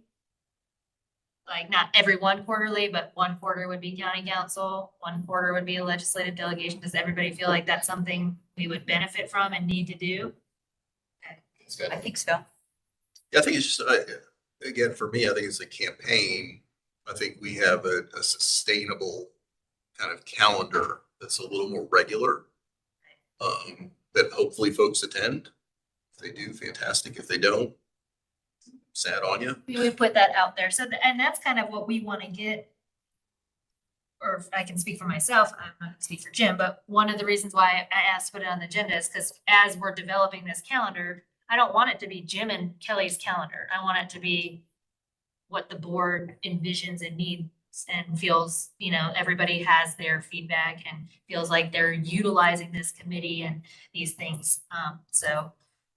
We heard an example over the weekend at the conference that, you know, as part of an intentional effort or whatnot, one school district conducted 150 town hall meetings. Now, I know we're not at that level, okay, and I'm not advocating that we do go to that level. However, we're somewhere south of that. I think we're way too far south of that. So the intentionality, I like the parallel between the advocacy platform and DD2. That's interesting. And coming up with a regularly scheduled cadence. Which, again, none of this nullifies your individual relationships and discussions. Just recognize that, you know, if there are things coming out of those that you think we ought to try and bring in some way to get it on the calendar, recognize that particular group and do that so we can continue to be intentional. What if we went from the 4 to 7 town halls? Since there's 7 districts, or are you saying, I'm saying like just throughout that area and start there, and if we want to like add more, I'm just trying to think I of. mean, is there a thought that with these town halls, we make them more than just the public asking us questions? I mean, we've got some information that we, you know, talking about communicating what's going on with us too. So should we consider Maybe a it being presentation. more than just a question and answer, you know, like us giving, you know. I feel we should. Yeah, I love that don't feel idea. much, but I believe we should. And partly because if we're not conveying our message, if we're not telling our story, somebody else is. Right. So what better than to hear it from us as a whole, Yeah. regardless who the messenger might be for that particular town hall. It'll probably start slow. I mean, I don't know how many people we get that actually watch the live stream of our regularly scheduled board meetings. Less than 10. Yeah, so if it's 10 there, and on any given board meeting, there's what, maybe 20 in the audience? Well, because they'll be live streamed, the town halls now. What if, For our well, if we're calls. all participating, then yes, if we're doing In small. small groups, not necessarily, but one thing we could do is if we do a presentation, our friend Mr. Bohannon could come and we could video that aspect of it, the presentation, and we could have the board members, like, I'm volunteering you. Exactly. We could have like the story coming from the board Right, members too. like a or two-part, from that's the first superintendent. part, Like, and yes, then- like you can make reels out of it, like Yeah. it's Ashley talking about, hey, this is what we've done, or our funding issue. I'm on the reels. I love the reels. Sorry. A drone view of a town hall. Yes. Do a drone view. No, I'm Keep sorry. going, Kelly. What else? I'm giving you more work. Yeah. No, I'm just trying to think of like a way that we can like take the same thing and use it multiple ways. You know what I mean? Because then we get more bang for our buck. If it's just us talking to a room that 15 people show up to, we've impacted 15 people.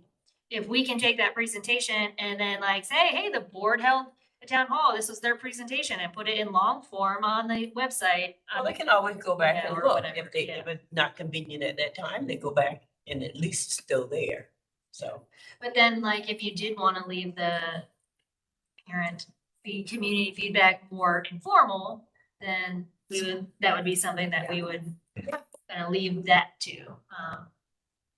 But yeah. Sounds good. I like laying out the pros and cons, and I like the idea of potentially having it smaller, just the more intimate conversations, and like you said, people feeling more comfortable talking in the smaller settings that are broadcasted, because I feel like that might have people use their voices more and share concerns more, but Do we I'm definitely just open to everybody's input. That made me think, do you think you want to change, like, have the format be where it's us talking, or do we want to have it be like where you're sitting at tables? You know, like sitting down and just talking with each Maybe other. just Do we sitting want to down do and like a talk- coffee with, like, Coffee with the board, yeah. you that know, might coffee be- with the that board, and might have bring it be people more of like a, you know, rather than us on a stage, you know. like we're at the stage Yeah. giving the presentation, and then it's like, da, da, da, da, like, do we want to have like 3 board members kind of at different things and, or sitting all at a big table together, or how do you guys envision it? Would you like the sound of I one? kind of like the sound of that. It makes it feel like we're more people Yeah. rather than positions. And that's, I Right. feel like, what a lot of people need to So hear maybe from we us. could start with like a presentation, and then Yeah. like we're all gonna be around the room, and just come Come sit chop down it and have up, yeah. chat, bring some coffee with us or whatever. It's a good thing. Okay, so we have the quarterly meetings with entities, 7 town seven town halls, maybe coffee, informal. Working with community relations and telling our story. Am I missing something, Jen? Maybe some other stuff with like leveraging other stakeholder groups, like, Yeah, I mean, I think those are the specific things that came out of this conversation. There may be others. We're looking for feedback and input and ideas. And, you know, I like the idea of advocacy. I like the thought of coffee with the board or donuts with the board or whatever. You I choose. like donuts I like too. donuts. Yeah, change coffee. By the way, those donuts are amazing. I stopped and got Yeah. it. So one idea, and again, I don't know how many people you would get to them, probably not many, at least at first, but you look at the way the chamber does their power hour, right? So they do their monthly power hour. And so maybe the district sets up, and it's difficult because I'm also trying not to create work for the district. But if you, I mean, we could very easily have 12 different subject matter power hours. And whether that happens in the morning, like the chamber, or the afternoon, whatever that, the evening, whatever that looks like. And maybe you then incorporate that into a little bit of a town hall. And I'll leave that at that. Would the power hours be for like, is that community based? Is it just for, okay. Yeah, I think you find a subject that would be a quote unquote interest. For instance, is NIL coming to athletics at the high school level?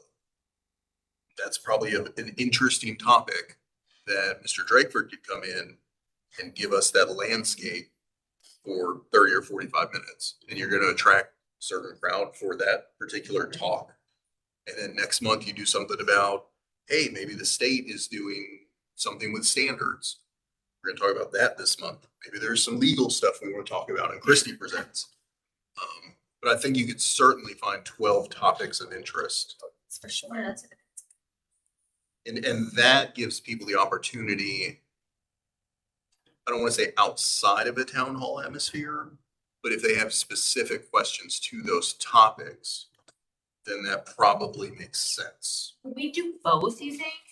Like maybe like a town hall, what, like for just a general community, whatever questions, and then have a power hour be like maybe more district focused where it's here and you just come I here? would suggest we don't limit ourselves. I mean, those are great ideas, and I see a town hall, which might be more geared or focused towards parents and that sort of thing. Yes. Different audience, different interests than Chamber Power Hour or Rotary or one of the other community groups that we might want to be reaching out to from a relations standpoint that might pop up an opportunity. I don't think we want to limit ourselves, but we got to find something that's sustainable, kind of get this thing Right. going. I think there's a lot of great ideas here. I'm just gonna have to sit down and hammer out a calendar now. We won't overburden. We have to balance that too. But there's 7 of us, so we can divide and conquer, so that's always good too. Do you have anything, Brian, that you want to add? To Sorry, on community the spot. relations? No, I'm just putting you on the spot before we. No, of course, here to help. Happy to talk. Love to sit down. Love to be tasked with all of your wishes and desires. And do you like coffee and donuts? I mean, we will make sure that you can have the coffee and donuts. Wonderful. That's how I get fit. Are these the special donuts? Are you going to go I all the did way? go- and no, I'm get not. them? Those are so good. So he said this is whatever, we can live stream this. There's Parlor Donuts on the way back from Myrtle Beach and he was telling me all about it. So I did stop. And I will say, I brought them home for all the kids and I ate some too. They were amazing. They're like a Donuts. donut. I don't even know. It's not what I expected. I opened it and I was like, this does not look like a donut, How but far is it from Somerville? it was in Myrtle Beach. Well, so no, now- Georgetown. Georgetown, Yeah, yeah. Holly's Island and nothing that. Hey, we could do a girls trip one day. It was really, I'll really drive- good. I'll drive- girls I'll trip. drive for a donut and pick you up. They were amazing. So highly recommend. 10 out of 10. Okay, any other thoughts or questions, A lot of comments? good ideas to think about. Mhm. Did anybody have anything? Well, it's on our agenda. I lied. Best retreat ever. I was gonna say from the, thing we were just on, if there's any. But we can always talk about it another time. Well, we did have some good presentations on that community relations piece. We'll say that was a couple different districts presented on that and what they've done. So I guess this is and I don't know if you want to use the word concern, but an issue, something that's important, a priority across the state, telling your story, getting your message out there. And so we're not the only ones. And so it was nice to kind of hear what other people have done and how they've been successful and been able to reach others in their community. I do say everyone seems to agree that it's an important part of this role. And so I'm excited about the ideas and this committee. I think it's, a very good starting point. All right, well, then if there is nothing else, that is our last item on our agenda. Didn't I said I want to talk about pay raises for the board? Um, You didn't put that on, That'd this be- not that this is. It doesn't happen No, here. I will tell you how that will happen. Oh, Yeah, yes, you Alright. did, and I will tell you how that happens. 'cause Okay. We can definitely talk about that. all right. All right, so then if there's nothing else for now, we will adjourn this. We do have policy starting at 5 and then our regularly scheduled board meeting at 6. So we will be back soon. Thank you all.